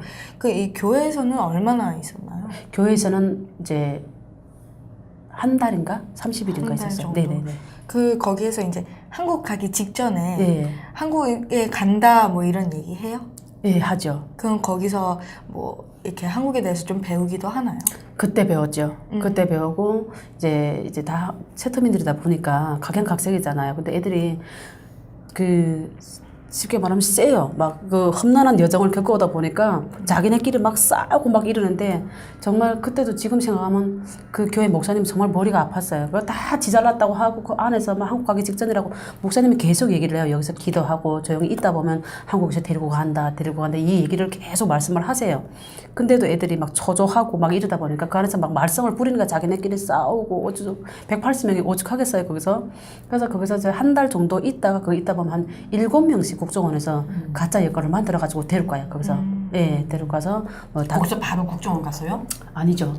그 캄보디아 공항을 캄보디아 공항까지 이제 이 사람들 데려다 줘요. 그 공항에서 캄보디아 공항은 북한 이 배지된 김일성 배지된 사람들 엄청 많거든요. 그래서 그 사람들 지나갈 땐 태연하게 어떻게 교육을 막 맨날 며칠 시켜요. 캄보디아 공항 와서 어떻게 행동해라 국정원에서 교육을 시키는 거죠 이제. 그렇게 해서 이제 저희는 한 7명 정도씩 비행기를 태워서 한국에 이렇게 저 데려가더라고요. 그래서 저희는 캄보디아를 통해서 바로 거기서 비행기 타고 한국까지 왔죠. 네. 그 비행기를 탈 때 심정 기억나세요? 그때 비행기를 탈 때 심정은 그때까지도 반신반의해서 한국에 대해 잘 모르니까 저희는 아무리 목사님이 거기서 설교를 하고 무슨 말씀을 하고 뭐 사람들이 그렇다 해도 우리는 내 눈으로 우리 눈으로 하기는 못하니까 애들이 믿지를 못하는 거예요. 그래서 일단 비행기 탔는데도 죽으러 데리고 가는지 그 왜 이제 이런 말을 하냐면 제가 이제 한국에 이게 두만강 가는 때까지도 한국에 가면 그런 얘기했어요. 한국에 가면 뭐 한국 사람들이 우리 세타민들 가면 무슨 목 잘라서 죽이고 뭐 팔다리 다 잘라서 뭐 그런 얘기도 막 우리 함경 남자들 돌았어요. 뭐 독 같은 데다가 사람을 걷어있고 먹여서 뭐 잡아먹는다 뭐 별 얘기를 다 했었거든요. 이런 소문이 많죠. 네, 그래서 한국에 대한 두려움이 너무 큰 거예요. 근데 일단은 우리가 선택의 여지가 없으니까 비행기는 탔지만 믿지 못하는 거 일단 비행기 탔구나. 근데 우리를 혹시가 죽이는 거 아니야? 이런 의심을 계속해서 네 하고 있는데 한국에 딱 도착하니까. 제일 먼저 눈에 들어서 고층 건물들. 그 비행기 밑에서 비행기 이륙하면서 보이잖아요. 고층 건물이. 그거를 보면서 평양에 온 그런 느낌이죠. 평양에는 그 고층 건물이 많잖아요. 그런 느낌을 제가 받은 거예요. 그래서 이거 정말 한국에 맞나? 다른 나라인가? 이렇게 비행기 밑에서 이렇게 내려다보면서 그렇게 하고 내려오니까 고층 건물에 있는 데다가 경찰들이 또 우리를 이렇게 딱 하니까 그때까지 좀 겁이 났어요. 왜 경찰들 많은 사람들이 우리를 이렇게 이제 보호해가지고 어디를 가는지도 모르고 데리고 가더라고요. 이렇게 물어보니까 국정원 간다라고 해서 그때 이렇게 사실 이렇게 커튼을 열면 안 되는데 버스 자리 이렇게 보면서 계속 거리를 봤어요. 보면서 정말 놀랬죠. 우리가 배웠던 그런 한국이 아니구나. 그리고 제일 크게 넣었던 차가 많은 거. 차가 너무 많은 거예요. 북한은 하루 종일 가도 우리 함경남도 같은 차 10대도 지나갈까 말까 하거든요. 이 차 도로에. 근데 여기는 차가 쫙 밀려 있는데 거기 너무 놀랐어요. 정말 이거 우리가 잘못 배운 게 맞구나 한국에 대해서. 그때 그 차, 고층 건물 아파트 이거 제일 놀랬던 것 같아요. 그게 한국의 첫 인상이었군요. 네. 그 한국에 들어오신 게 2003년 10월입니다. 네. 아까 할아버지 친구분 네. 그분이 조선족이신 거죠. 네. 그분 그 귀인을 만나서 네. 이렇게 무사히 한국으로 네. 들어오신 게 그러면 저는 그게 좀 신기했거든요. 제가 와서 그분 만나러 갔어요. 제가 한국에 와서 여권 나와서 바로 다시 중국으로 그분을 너무 만나러 오래 가고 가셨어요? 싶어서 네. 제가 겁 없이 중국말도 모르는데 갔어요. 제가 그 도문 석현으로 제가 그 우리 집이 있던 데로 우리가 있던 그 할아버지 그 친구 집으로 제가 갔어요. 여권 나서 제일 먼저 갔어요. 그 집으로 가가지고 정말 은혜 갖고 싶어서 있으면 갖고 싶어가지고 만나셨나요? 이제 못 만났어요. 그래서 갔는데 이제 집이 폐허가 됐더라고. 집에 아무것도 없고.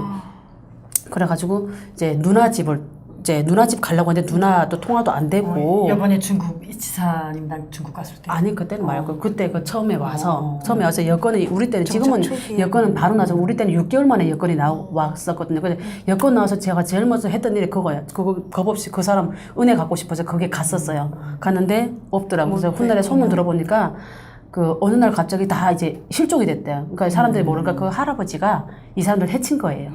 노모도 이 아저씨도. 그래서 다 행방불명 된 거예요. 그 얘기를 그건 들었어요. 너무 안타깝네요. 네, 마음 너무 아프죠.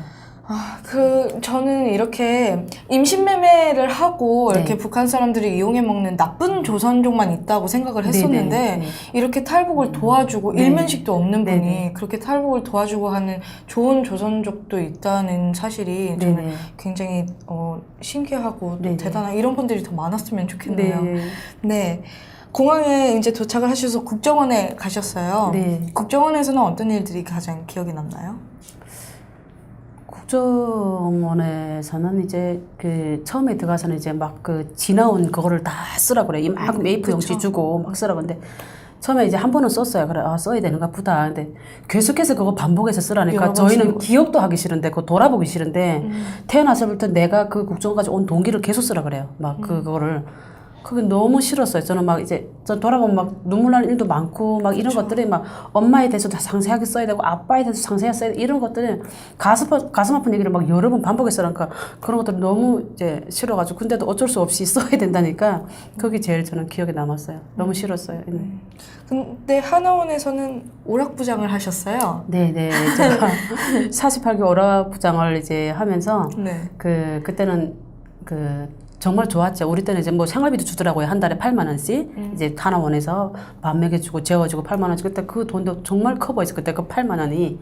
그래서 오락부장을 하면서 이제 공부보다도 저희는 공연을 많이 했던 것 같아요. 새마을 운동 그 연수에 거기서 공연하는 거를 저는 이제 막 안무 짜야 되고 막 이렇게 해야 되니까 그런 이제 하다 보니 정말 하나원 생활 지금 정말 제일 즐거웠어요. 네, 기억도 제일 많이 남고 또 네, 조금 아쉬운 부분도 지금 내가 정착을 하고 보니까 아쉬운 부분도 있지만 그래도 그때 기억이 제일 남았어요. 하나원 생활에. 어떤 부분이 아쉬우신데요? 이제 하나원 생활이 분명 좋은 건 맞는데 지금 우리 세터분들 사실 정착을 잘 못하잖아요. 그래서 그런 것들을 정부에서 조금 더 하나원 이제 우리 세터분들 정착 못하는 세터분들은 교육을 좀 다른 방식으로 해서 좀 해줬으면 좋겠다 이런 좀 아쉬움이 그때는 몰랐어요. 지금은 제가 정착하고 보니까 이런 프로그램이 좀 있었으면 좋겠다. 좀 더 있었으면 좋겠다. 지금 하나원 3개월이거든요. 근데 3개월이고 6개월이 떠나서 세터분들이 정말 거기에서 언어부터 시작해서 아주 기본적인 걸 좀 가르치고 내보냈으면 좀 더 정착을 할 수 있지 않을까 이런 생각을 지금 좀 아쉬움이 있더라고요. 네. 유진님은 지금 벌써 정착 14년 네. 차시잖아요. 빠르다. 네. 네. 근데 정착 초기에는 네. 홀 단신으로 오셔서 네. 좀 많이 막막하셨을 것 같아요. 정말 힘들었어요. 제가 30살에 와가지고 울기도 많이 울었어요. 그러니까 이제 지금은 말 들어보니까 총무, 부총무, 뭐 오락부장은 서울로 다 집 준다 하더라고요. 근데 세터분들은 누구나 다 이게 수도에서 살고 싶은 그런 게 있어요. 그래서 저도 이제 집 지망을 해도 서울 이렇게 했어요. 근데 우리 때는 뭐 총무고 오락부장은 서울 준다는 그게 없었거나 무조건 이제 표보게 했어요. 지망을 써서 그곳에 집이 14채 나오는데 뭐 20명 중에 무조건 해서 했는데 저는 서울 했는데 부산으로 쫙 그냥 밀려 내려갔어요. 그 부산으로 집 받았는데 부산 말이 또 이제 이 사투리도 막 세잖아요. 그쵸, 억양이. 그 내려가니까 앞이 안 보이는 거예요, 저는. 네, 그래서 근데 또 1층 이제 임대 아파트를 받는데 집도 이렇게 이제 작고, 예, 집도 작고, 가 눈물밖에 안 나는 거예요. 제가 여기서 어떻게 살아야 돼, 어떻게 살아? 계속 맨날 며칠 울다가 제가 지금도 술 한 방울도 입에 원래 못 해요. 근데 그때는 잠을 잘 수 없으니까 요만한 캔맥주 사다가 그거 먹다가 난 잠이 들고 울다가 다시 북한에 가고 싶은 적도 있었어요. 정말 너무 힘들어서. 왜냐면 그냥 그래 밖에 나가보자 하면 사람들은 내 말을 못 알아듣는 거예요. 사투리를 너무 많이 하니까. 그리고 나도 그 사람 말을 못 알아. 외래를 부산 많이 사투리 쓰니까. 네, 얘기도 그래서 하고. 저 도대체 뭐라고 하는지 내 말도 못 알아듣고 그 사람도 뭐 어쩌고 하니까 대화가 안 되는 거죠. 소통이 안 되니까 취직할 자신도 없고. 예. 그래서 제일 초장에 그게 너무 힘들어요. 취직은 해야 되고 생계는 유지해야 되는데 일할 자리가 이제 자신이 없으니까 과감하게 어디 나가 가지를 못하는 거예요. 네. 처음에 언어 때문에 많이 힘드셨군요. 네, 언어 때문에. 네. 근데 어떻게 처음에 이제 먹고 살아야 되잖아요. 네. 처음 하신 일은 뭐였어요? 처음 하신 일이 제가 대한생명 보험회사를 예, 제가 정말 겁없이 그때 했던 게 제가 오락부장을 하다 정착 보니까 초기부터 처음부터요? 네, 예. 네. 오락부장을 하다 보니까 제가 그게 있었어요. 이제 그 주변에 세터분들 많았잖아요. 주변에 세터분들 많아서 그걸 믿고 과감하게 그냥 그 대한생명에 뭐 교육받으면 뭐 할 수 있다 이래서 제가 제 주변 지인들 믿고 저는 그냥 거기 갔었죠. 그러니까 뭐 대한생명 가면 교육을 시키더라고요. 몇 개월을. 몇 개월 교육시키는데 그거 하면서 이제 제가 거기서 잘리게 된 동기는 말을 아꼈죠. 교육을 하면서 공부 시키면 그거 배우고 열심히 뭐 이제 했는데 전혀 누구도 내가 세터민이라는 걸 그때는 몰랐어요. 예, 아무도 몰라. 말을 크게 안 하니까. 근데 제가 그거 하면서 제가 그 언어 때문에 잘리게 된 동기는 언어 문제 네, 때문에 예, 잘렸어요. 잘렸나요? 왜 그러냐면 거기 뭐 이제 거기에 뭐 지부장이라든지 그런 분들하고 개별적으로 제가 면담할 일은 없었잖아요. 교육 중이었으니까. 근데 제가 그때 한국에 내가 온 루트를 해서 그때 잠깐 브로커를 좀 했었어요. 브로커를. 근데 브로커를 제가 중국에서 한국에 데려오는 이제 분들이 태국까지 왔는데 돈이 없다, 뭐 없다, 나를 자꾸 태국으로 오라는 거예요. 태국으로. 그래서 그때 많이 망설여져. 난 태국 말도 모르고 어떻게 해야 될까. 그러니까 이제 좀 겁없이 또 가야 되는데 교육 중이었으니까 갈 수가 없잖아요. 그래서 1대1 면담을 할 수밖에 없었어요. 그 지부장이란지 뭐 부장이란지 그분하고 하다 보니까 대화를 많이 하다가 사투리가 이제 내가 아무래도 쓰잖아요. 그때 딱 첫 마디에 그러더라고요. 저 죄송한데 제가 이제 좀 며칠 좀 제가 시간을 받으면 안 되냐고 하는데 사투리가 이제 많이 나왔나요. 그 고향이 어디냐고 딱 첫 마디 물어보더라고요. 그래서 이제 처음에 딱 망설이다가 교포라 할까 북한어라 할까 이렇게 막 망설이다가 북한이요 그랬어요. 그랬더니 언제 왔냐고. 그래서 온 지 몇 개월 안 됐으니까 나보고 이 일을 할 수 있냐고 물어보는 거죠. 난 잘할 수 있다고. 그랬더니 한계가 온다는 거예요. 네, 한계가 온다. 그러면서 안 된다. 그래서 거기서 제가 너무 화가 났어요. 뭐 북한 사람이라고 못하고 한국 사람이라고 하고 이런 게 어디 있냐. 그래서 그분하고 제가 좀 싸웠거든요. 근데 그분이 하는 말이 우리를 생각해서 나를 생각해서 그런데요. 하다가 이제 이 한계가 오면 본인들이 못 버티고 나간다는 거예요. 그래서 아예 그냥 처음부터 다른 직업을 알아봐라. 그래서 그냥 태국 갔다가 안 나오셔도 된다. 자르는 거죠, 저를 이제. 태국 갔다가 안 나오셔도 된다. 그래서 그때 나를 자르는구나.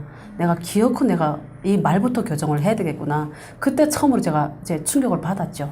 네, 충격을 받았고. 근데 브로커 일을 하셨어요? 네, 잠깐 했었죠. 네. 위험하잖아요. 위험하죠. 예, 근데도, 돈 때문에 했던 것도 있었고, 또 이제 세터민들이 중국에 오는 거, 저는 모르겠어요. 거기 계속해서 저는, 그때부터 저는 이게 세터민들이 뭔가를 제가 세터민들 안에서 도와주고 싶은 그런 생각이 지금도 간절히 그때도 마찬가지였어요. 본인도 정착하기 힘드셨을 텐데. 네, 예. 근데 같이 이제 브로커 일도 하면서, 이제 그때 또 돈도 좀 됐어요. 그래서 브로커도 하면서 이 일을 해보려고 했는데, 언어 때문에 제가 이게 대한생명에서 제가 딱 잘리고 나니까, 제가 아무것도 안 하고 나 언어부터 교정해야지 이러고 이제 집에서 정말 제가 언어 그거 TV를 지금은 내가 TV를 아예 하루 종일 TV 제가 리모컨 한 번 손에 안 들거든요. 근데 그때는 그냥 거울 앞에다 놓고 기본적인 거 안녕하세요, 식사하세요, 뭐 앉으세요, 뭐 들어오세요 이런 얘기를 정말 집에서 아무것도 안 했어요. 제가 그때는 우리 때는 정착금이 좀 있었어요. 그래갖고 돈이 있으니까 일 안 해도 생계는 유지되는데. 언어 연습부터 제가 했던 것 같아요. 언어 연습부터 집에서 혼자서. TV를 보시면서 이렇게 하신 건가요? TV 연습에서 연습을 했어요. 그러니까 한 단어를 갖다 안녕하세요도 몇십 번을 몇백 번을 계속해서 제가 했었어요. 그것 때문에 제가 나는 잘할 수 있었는데 저 사람이 내 말투 때문에 나를 이렇게 자른다는 거 생각하니까 제가 너무 오기가 생긴 거예요. 내가 기어코 내가 말을 안 하면 누구도 채터민이라고 모르잖아요. 그래서 언어부터 내가 교정을 해야 되겠다. 그래갖고 한 1년 걸렸던 것 같아요. 1년. 1년? 네. 와, 그거 고치는 게 쉽지 않은데. 네. 그럼 그 뒤에는 어떤 일을 하셨어요? 생계를 유지하기 그 위해서? 뒤에는 그래서 국민 신용카드 영업부에 들어가서 국민 신용카드도 한국 사람들을 상대로 제가 했었고. 와. 네, 예. 이 영업 쪽으로 계속 일을 하시네요. 네. 신용카드문 은행? 은행 쪽이죠. 은행 쪽이죠. 네. 그래가지고 그 신용카드도 하다가 근데 그때 하다가 제가 잘했어요. 한국 사람들도 또 겁없이 제가 이제 그냥 한국 사람들한테도 이제 카드 영업하고 했었는데 그때 한참 아팠어요. 제가 많이 아파가지고 병원에 한 이제 위쪽이 안 좋아가지고 좀 입원을 하면서 실적이 안 올라오니까 여기서도 과감하게 잘라버리더라고요. 아버지도 위가 안 좋으셨는데 그게 약간 가족 그 병. 글쎄 모르겠어요. 그래서 일단 그때 좀 아파서 병원 입원하면서 실적이 안 올라오니까 국민카드에서도 과감하게 잘라버리더라고요. 그래서 그 다음에 접한 제가 이제 직업전문학교를 제가 교육을 컴퓨터를 사무직을 할까 그러니까 내 직성에 맞는 걸 그때까지도 못 찾고 있었던 거예요. 그래서 그래 이것도 하고 저것도 하고 안 되니까 내가 직업학교를 다녀야 되겠다. 그래서 직업학교를 6개월 동안 컴퓨터를 배웠어요. 제가 사무직을 취직을 하고. 근데 직업학교 졸업하고 그 교장 선생님이 바로 이제 여기서 일하지 않겠냐. 그래서 내가 뭐를 할 거야. 그러니까 저희는 이제 기본적으로 한글, 엑셀, 파워포인트 이제 요거를 배는데 행정도 하고 세터민들 오면 이제 강의도 하고 이렇게 하라. 그래서 바로 저를 채용을 하셨어요. 그분이 교장 선생님이 성남 쪽에 있는 직업전문학교인데 그래서 거기서 좀 제가 일을 했죠. 근데 이분이 보니까 그냥 이제 강의시키기는 좀 그렇고, 그러니까 내가 워낙에 말도 좀 잘하고 하니까 영업을 할 것 같으니까 밖에서 학생 모집을 해오라고 노동부에 가서 노동부 외에 직장 때문에 오시는 분들 많잖아요. 세터민들도. 아니 직업전문학교라는 게 학원하고 달라요? 학교 쪽에 비슷하죠. 가까운데. 네. 그래가지고 노동부에 가서 또 생판 모르는 이제 무조건 말 시켜서 세터민인 것 같으면 끌고 거기서 영업을 해갖고 학원에 데려오고 네. 계속 이제 이렇게 하면서 그 교장선생님하고 제가 이제 제가 계약서라기보다도 그냥 구두로 제가 계약을 했죠. 그때려면 1인당 얼마씩 주겠다 이런 구두를 하고 기본급 얼마, 수당 얼마 이렇게 했어요. 그래서 저는 너무 이제 제 적성하고 맞는 것 같아서 정말 신나게 해서 열심히 하고 했는데 2달이 되도록 수당을 안 주시는 거예요. 예. 그래서 제가 이제 옆에 다른 쌤들도 있으니까 그 선생님한테 물어보고 다 한국 분들이거든요. 그럼 뭐 주겠지 하면서 다 이렇게 하고 다 이제 발뺌이라고 다 이제 모른 척 해요. 그래서 이게 뭐지? 나 그때 이제 자격지심이 드는 거야. 이분이 나 재터민이라고 이러나? 라고 약속을 했는데 구두로 계약서 썼다고 이러나? 구두 계약했다고 이러나? 이런 생각이 딱 드는 거예요. 그때 너무 이제 2달이 지나서 제가 얘기를 했죠. 교장선생님 왜 저는 수당이 없습니까? 제가 이제 여성들 이렇게 세터민들 이렇게 많이 데리고 왔는데 지금 학원이 어려워서 지금 뭐 그런다면서 3개월째도 돼서 안 주니까 제가 화가 나니까 그만두겠다고 그렇게 하고 제가 이제 나왔죠. 하나도 못하고. 네, 기본급만 타고 수당은 하나도 못하고 결국 못 못 받으시고 그때도 지금 생각해도 아마 이제 세터민에서 그러지 않았나 이런 생각이 지금도 떠칠 수가 없어요. 약속은 지켜야 되는데 안 지키더라고요. 그때도. 동생분이 네. 북한에 두고 온 동생분을 네. 이제 나중에 데려오셨다고. 네. 그게 이때쯤인가요? 동생분은 제가 2004년도에 이제 하나고 나왔잖아요. 나와서 제가 바로 이제 우리는 정상금 좀 있으니까 돈 전화했어요. 브로커 시켜서 이제 오라고. 그랬더니 그때부터 동생을 연락을 했는데 10년 동안 안 오는 거예요. 왜냐면 한국에 대해서 언니라 해도 안 믿어요. 여기 잘 산다. 동생분도 한국에 대해서 전혀 모르셨군요. 안 믿죠. 그러면서 하는 말이 나는 엄마 아빠 산소도 여기 있고 굶어 죽어도 여기서 굶어 죽을 테니까 언니만 혼자 거기서 살면 잘 살아라 이제 그러고 안 좋아하는데 계속해서 돈은 보내달라 그러고 계속 제가 돈을 보내줬어요. 근데 불쌍하니까 거기 생활을 너무 잘 아니까 보내줬는데 또 동생도 거기 혼자잖아요. 네. 그래서 동생이 이제 너무 자주 오는 거예요. 저한테. 저도 살기 힘든데. 그래서 제가 한 번 딱 그랬죠. 야, 언니도 살기 힘든데 한국에 잘 살지만 돈 10,000원 버는 거 힘들다. 그만큼 언니도 힘든데 이제는 더 이상 난 못 도와주고 네 오겠다면 언니가 도와줄게. 오겠다면 브로커 비용은 대줄게. 그 나머지는 이제는 오지 마라. 이제 연락하지 말자. 그래서 그때 동생이 거기서 알았다고 딱 삐지고 자기는 굶어주고 또 절대 안 오겠다는 거예요, 한국에. 그러니까 한국에 대해서 모르는 거예요. 그러니까 내가 친언니인데도 불구하고 안 믿어요, 한국에 대해서. 그래서 안 오고 있다가 내가 한 2년을 연락을 안 하고 와도 연락 전화를 안 받고 돌려보내니까 거기서 얘가 지가 살기가 힘드니까 어느 날 다른 브로커 통해서 전화가 왔어요. 내 번호는 알고 있으니까. 와서 언니야 나 한국 갈게. 나 도와줘 이제 그러는 거야. 그래? 그래갖고 브로커를 시켜서 동생 같은 거는 이제 돈 있으니까 바로 그냥 예. 근데 동생도 경교롭게도 동생이 건너는 그 해에 김정일이 죽었어요. 그때 12월 달에. 그래갖고 건너려다가 딱 김정일이 죽는 바람에 도망가기 막혀버렸어. 경비가 너무 삼엄해진 거예요. 그 동생 못 건넜어요. 그 동생도 무산이라는가 이제 함경북도 쪽이죠. 이제 국경연선인데 거기서 한 6개월을 거기서 고생해서 저는 계속해서 브로커들을 시키는 대로 돈 줄 수밖에 없었어요. 이게 사람 가다 놓고 돈 달라 하니까 뭐 피해야 된다, 옷 사줘야 된다 이렇게 뭐 국경은 넘겨서 못 넘기고 국경은 이제 막혀서 그래서 이제 우리가 보내줄 테니까 돈 보내라 계속 이래 동생도 너무 힘들게 왔어요. 그래서 일단은 6개월 만에 제가 다른 브로커를 시켜서 그 집에서 동생을 이제 빼왔어요. 몰래. 예, 빼와가지고 도망을 건너게 한 거예요, 제가. 동생이 그러면 2014년도에 오셨다고. 네. 얼마 만에 동생을 보는 거였나요? 너무 오래 걸려서 10년 넘게 걸렸나? 네. 10년 넘었을 것 같아요. 그래서 제가 너무 가슴 아팠던 게 동생이 제가 중국에 딱 오고 제가 바로 여권해가지고 갔어요, 중국으로. 중국으로 직접 가셨어요? 네, 갔어요. 가가지고 이렇게 이제 어떤 브로커 집에 있잖아요, 동생이. 그래 갔는데 이제 저는 이제 연길공항에서 이제 비행기 내려서 이제 동생이 있는 데를 갔는데 동생이 제가 어릴 때 이제 10년 넘게 못 보다 보니까 서로 얼굴을 모르는 거예요. 그래서 네 어디야? 그랬더니 어디라고 얘기를 하는데 그 브로커가 핸드폰 바꿔서 지도 마중 나온 거예요. 내가 온다니까. 근데 요렇게 요골이었어. 요골인데도 서로가 언니 동생을 못 알아보고 어디야 계속 찾고 있어. 지는 뒤에서 다른 데다 대고 전화하고. 나는 이렇게 보면서도 설마 근데 이 옷차림이 그야말로 완전 꼬제비인가 꼬제비. 거진 거예요, 거지. 그러니까 차마 저거는 무슨 내 동생 아니라고 생각하고 못 알아봐. 요만한 거리를. 그래서 계속 하다가 이상하게 오랜만이니까. 네, 목소리가 자꾸 뒤에서 들려요. 나는 이렇게 전화하고 막 찾고 있는데 그래서 이렇게 봤어요. 근데도 전혀 못 알아보게 동생을. 그 브로커하고 같이 서 있는데 또 남자하고 서 있으니까 저게 내 동생인지 아닌지 생각도 못 했죠. 그래가지고 연길 그 시내에서 동생을 만났는데 제가 정말 많이 울었어요. 그러니까 나보다 동생인데도 나보다 한 20살 더 이상 너무 고생을 해가지고 거기서 그 거지도 막 거지처럼 옷차림도 해 입고 왔는데 너무 제가 마음이 아팠던 거예요. 그래서 저는 직접 그 동생을 가서 제가 데리고 연길 그 시장에 가서 옷 다 사주고 이제 한국에 올 준비를 만만하게 해서 또 오다가 잡힐 수도 있기 때문에 오다가 잡히면 세태민들이 왜 잡혀가더라도 돈이 있어야 되잖아요. 그래서 저는 이제 저 한국 돈을 가서 달러로 바꿔가지고 요만큼씩 해갖고 우리가 이 여 말아서 이 불화 여기에다가 다 칼로 째가지고 여기다 넣어서 혹시 잡히면 네가 먹어라. 가다가 잡히면 먹고 북한에 가서 그 돈을 꺼내서 달러로 이렇게 살아라. 이렇게 하고 원만하게 준비를 저는 달러 다 이렇게 해가지고 해줬어요.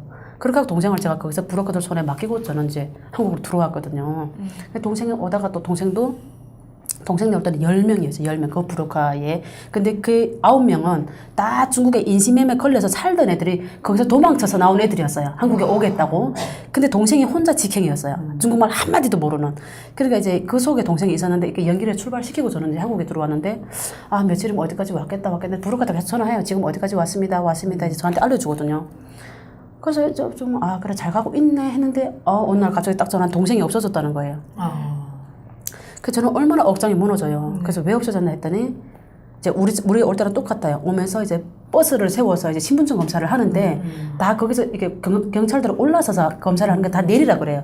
쫙 한 줄 세워놓고 신분증 검사하고 말도 시켜보거든요. 중국말로. 그러니까 이제 내렸어. 그 내리라 하니까 내렸는데 브로커들이 아마 미리 전에 이제 이 경찰들하고 다 짰대요. 자기네 말은 다 짜서 돈 줬으니까 겁먹지 말고 그냥 이렇게 그냥 형식적으로 지나가라. 이렇게 다 했는데 동생은 나머지 9명은 자기 빼고 나머지 9명은 다 중국어를 유창하게 하니까 혼자 겁먹었던 거예요. 그러니까 얘가 겁먹으니까 브로커가 자기 제일 뒤에 10번째 얘를 세우고 그 뒤에 브로커가 딱 섰어요. 얘가 겁먹으니까. 근데도 불구하고 얘가 경찰들이 점점 자기 앞으로 다가오니까 혹시나 잡히지 않을까. 앞에 애들이 너무 중국어를 유창하게 하니까 지는 겁먹었던 거예요. 그러니까 그렇죠. 산으로 무조건 뛰었다는 거예요. 동생이. 산으로. 네, 산으로 무조건 그 옆에 바로 산이 있더래요. 그러니까 산 꼭대기로 막 그 경찰들을 쫓아가다가 얘를 못 잡은 거예요. 산 꼭대기로 너무 뛰니까.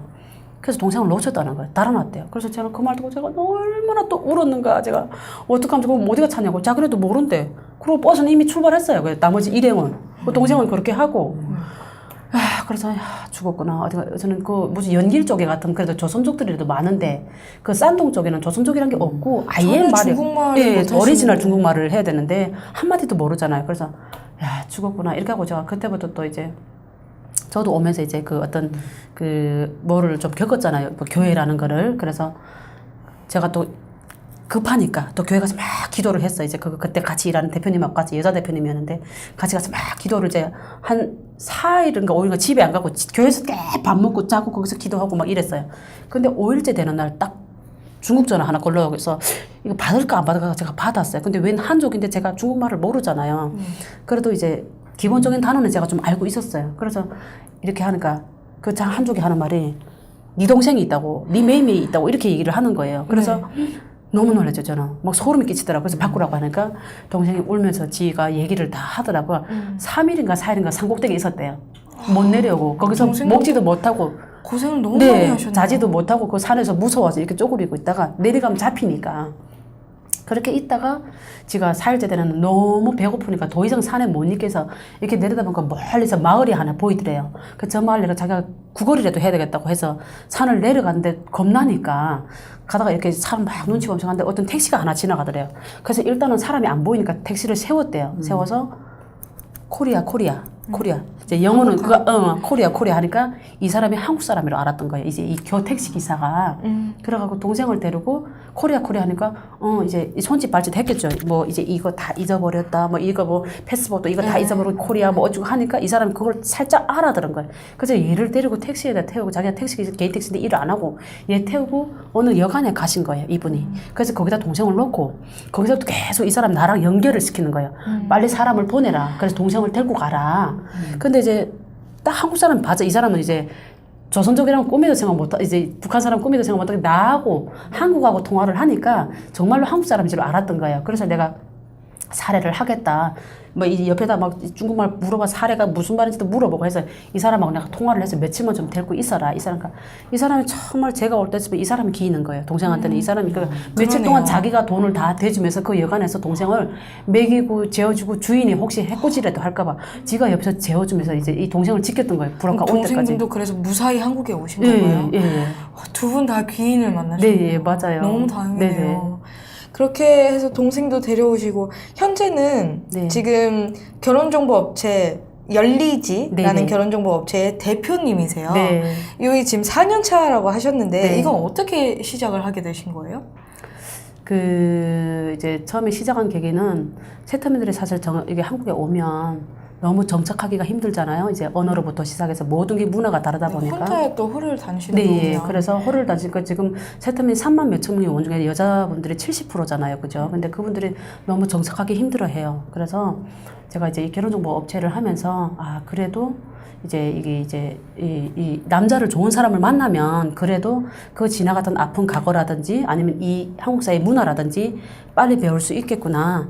이것 때문에 사실 처음에는 계기를 시작했고, 그리고 제가 결혼정보업체를 하면서 또 도와주고 싶었어요. 결혼도 시키지만 제 직원들을 일부러 세터민들을 채용을 해야 되겠다. 이제 직장을. 그래서 사실 우리 문미아님도 그래서 저한테 오신 거예요. 사실 처음에 하던 차트를 너무 많이 썼어요. 그래서 네, 차트를 너무 많이 써서 네, 우리 회사에서는 안 돼요. 안 되는데 그냥 도와주고 싶었던 거예요. 도와주고 싶었고 이분도 성격이 좋아서 주변에 세터민들이 많았어요. 그래서 일석이조죠. 나는 이분을 도와주고 싶었고 또 이제 이분한테 도와주면서 세터민들도 소개받고 그래서 결혼도 시키고. 자, 두 분이 이제 어떻게 알게 된 사이신지 나왔습니다. 네. 문미아님이 이제 여기 열리지에서 또 몇 개월 일을 하셨었다고. 네. 그렇게 해서 그 일을 시작하셨고, 네. 그렇게 문미아님도 만나고, 이 일 지금 4년 차라고 하셨는데, 이 일 하면서 가장 보람을 느낄 때는 언제세요? 보람을 느낄 때는 정말 이제 세터민들이 저한테 이제 자기가 지나왔던 각오를 다 얘기해요.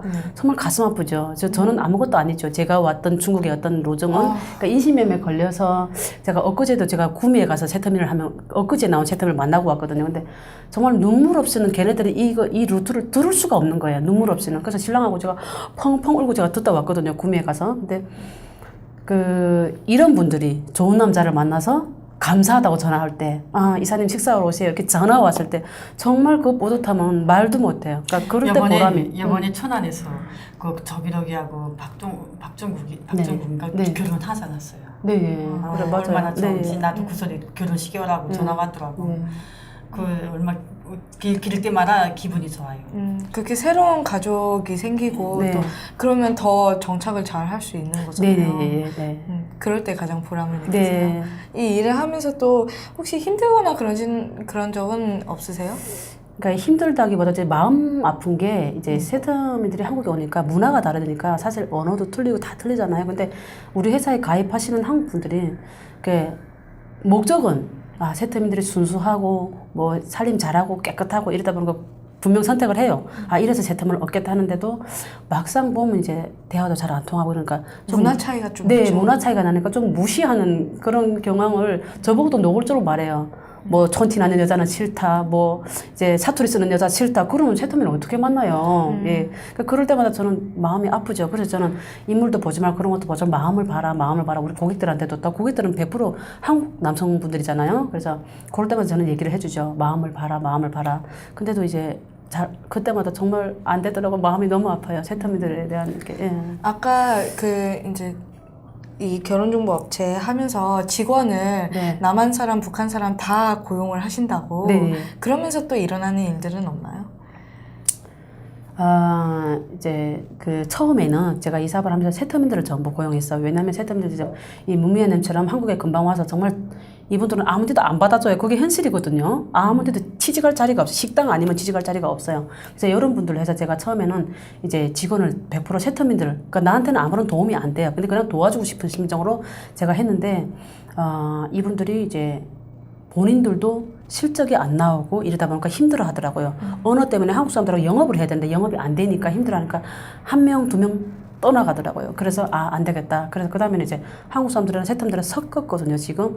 근데도 이제 안타깝기도 하고 이제 어쩌면 그렇게 이제 그런 일이 세터민들이 우리가 저도 그렇고 자격지심을 이렇게 같이 이제 같은 공간에 한국 분들이랑 같이 있잖아요. 근데 뭐랑 말하면 저 팀장님이 나 세터민이라 그러지 않나? 이런 생각을 자꾸 하고 있어. 그게 아닌데도 자격지심을 너무 이제 갖고 이제 저는 그런 너무 마음이 아파요. 그게 아니라고 제가 또 따로 개별적 불러서 그게 아닙니다, 아닙니다 이렇게 얘기를 하는데도 그런 게 있더라고요. 그런 거 좀.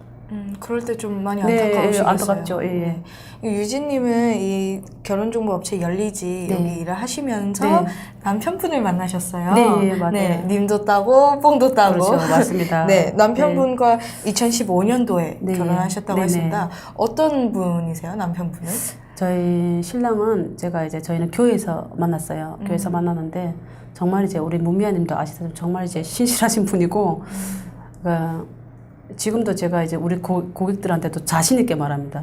진짜 우리 신랑까지 세터민들은 딴 게 없어요. 제가 결혼정보업체를 하다 보니까 호를 단신으로 한국에 오다 보니까 자상한 남자를 원해요. 자상한 남자를. 그러니까 돈 뭐 이런 거 하나도 안 봐요. 우리 세터민들. 그러니까 남자가 따뜻하면 우리가 가족이 없기 때문에 가족이 돼줄 사람을 찾는 거지 남자를 찾는 것도 아니고 돈을 찾는 것도 아니에요. 그렇다면 다 이제 정부에서 집도 주고 돈도 자기가 나가서 다 생활이 되잖아요. 그럼에도 이제 따뜻한 가족을 찾는 거잖아, 여자들. 그러니까 저는 우리 고객들한테도 얘기합니다. 우리 신랑 같은 사람처럼 좀 자상하게 우리 세터민들 좀 밥 먹었냐? 아무것도 안 해요. 돈 안 들잖아요. 밥 먹었냐? 좀 오늘 하루도 고생하고 이렇게 말 따뜻하게 해주면 충분히 좋은 결과를 낼 수 있다고. 저희 신랑은 정말 자상하고. 친절해요. 자상하고. 문면님도 아는 분이세요? 네. 정말 친절해요. 배려심도 깊고. 한국 사람이신 거죠? 네네네. 네. 혹시 이 남편분한테 네. 유진님이 북한에서 어떻게 생활했고 어떻게 한국을 왔는지 그 과거 얘기를 하셨나요? 네, 했습니다. 오, 예, 했어요. 그 얘기하기 어려웠을 텐데. 그러니까 신랑이 북한에서 전혀 모르니까 계속 이제 물어보고 싶은데 어쩌면 내 과거고 아픔이니까 처음에는 안 물어봤어요. 근데 좀 편해지니까 계속해서 호기심 나는 대로 물어보는 거예요. 궁금하죠. 근데 신랑한테는 제가 이제 얘기를 국정원에 있을 때는 사실 얘기하기도 싫고 쓰기도 싫었는데 그 과거를. 근데 신랑이니까. 직후였으니까. 네, 신랑이니까 그냥 지금은 웃으면서 편하게. 그러니까 신랑이 어제도 이제 저한테 그런 얘기를 하더라고요. 이제 이런 과거를 들었을 때 이제 마누라에 대해서 좀 더 이해하고 좀 더 잘해줘야 되겠다는 생각이 든다면서 이런 얘기를 저희 직원이 또 세터민들이 지금 있기 때문에 그분들 앞에서 우리 신랑이 그런 얘기를 해요. 예, 예. 정말 한국 분들이 다 똑같은 네. 모양이에요. 네. 이렇게 이해해주는 자상한 분을 네네. 만나서 너무 네. 다행이네요. 네. 혹시 앞으로 미래에 더 하고 싶은 일이 있다면 어떤 게 있을까요?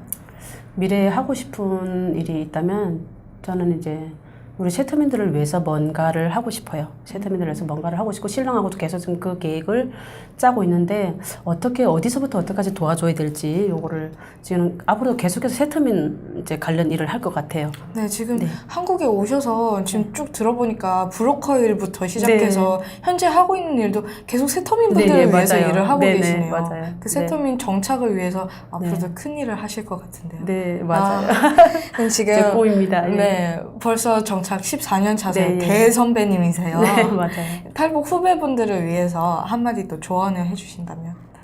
후배분들을 위해서 조언을 해준다면 정말 이제 한국은 살기 좋은 나라다. 우리가 다 뭐 말을 안 해도 알겠지만 그러니까 여기 와서 우리가 정말 힘들게 오는 과정이 정말 험난했는데 그거를 잊지 말고 초심을 잃지 말고 또 북한하고 다른 게 한국은 내가 노력할 만한 열매가 있다. 그래서 열심히 정말 우리 세터민들이 살았으면 좋겠어요. 그래서 성공이란 게 돈을 많이 해서 벌어서 성공이 아니고 정말 정말 단란한 가정을 꾸리고 정말 없어도 알콩달콩 가정을 꾸려서 행복하게 살았으면 좋겠어요. 우리 세터민들이. 예. 네. 좋은 조언 감사합니다. 네. 지금 동생분도 14년도에 들어와서 지금 정착 3년 차인데 동생분도 적응 잘 하고 계신가요? 네, 예. 잘했어요. 네. 그 한국에 절대 안 오겠다. 네. 자기 굶어 죽어도 북한에서 굶어 죽겠다 했던 네. 동생. 지금은 어떻게 생활하고 계세요? 하나원에 딱 있어볼 때 이제 전화가 왔어요. 언니 나 진작에 빨리 왔을걸. 언니 나 좀 더 빨리 왔을걸. 그걸 엄청 지금도 후회합니다. 나 좀 더 빨리 왔으면 지금 좀 더 정착을 잘했을 텐데. 언니가 10년을 설득하셨잖아요. 네, 예. 정말 10년 설득했어요. 안 오더라고요. 언니 말도 안 믿어서. 그만큼 이제 북한 체제는 아주 어릴 때부터 세뇌 교육을 시키다 보니까 자기 근데 친형제 부모 말도 안 믿죠. 요즘은 좀 더 빨리 올 걸 하고 네, 엄청 후회하세요? 후회합니다. 네. 들으셨죠? 빨리 와야 됩니다. 네, 오늘 이렇게 좀 하기 힘든 얘기 네. 쭉 해주셨는데 출연 소감도 한마디 해주세요. 네. 저는 사실 이제 그 베나TV 탈탈탈 있는 것도 몰랐습니다. 근데 우리 문미아님을 통해서 베나TV 출연하자고 이제 제의가 와서 아, 베나TV가 뭐지? 이제 이렇게 이제 하다 보니까 제가 예전에 YTN 생방송도 이제 출연하고 있었는데 그 뒤에 한 번 출연하니까 또 그 뒤에 다른 데서 이렇게 출연 제의가 오더라고요.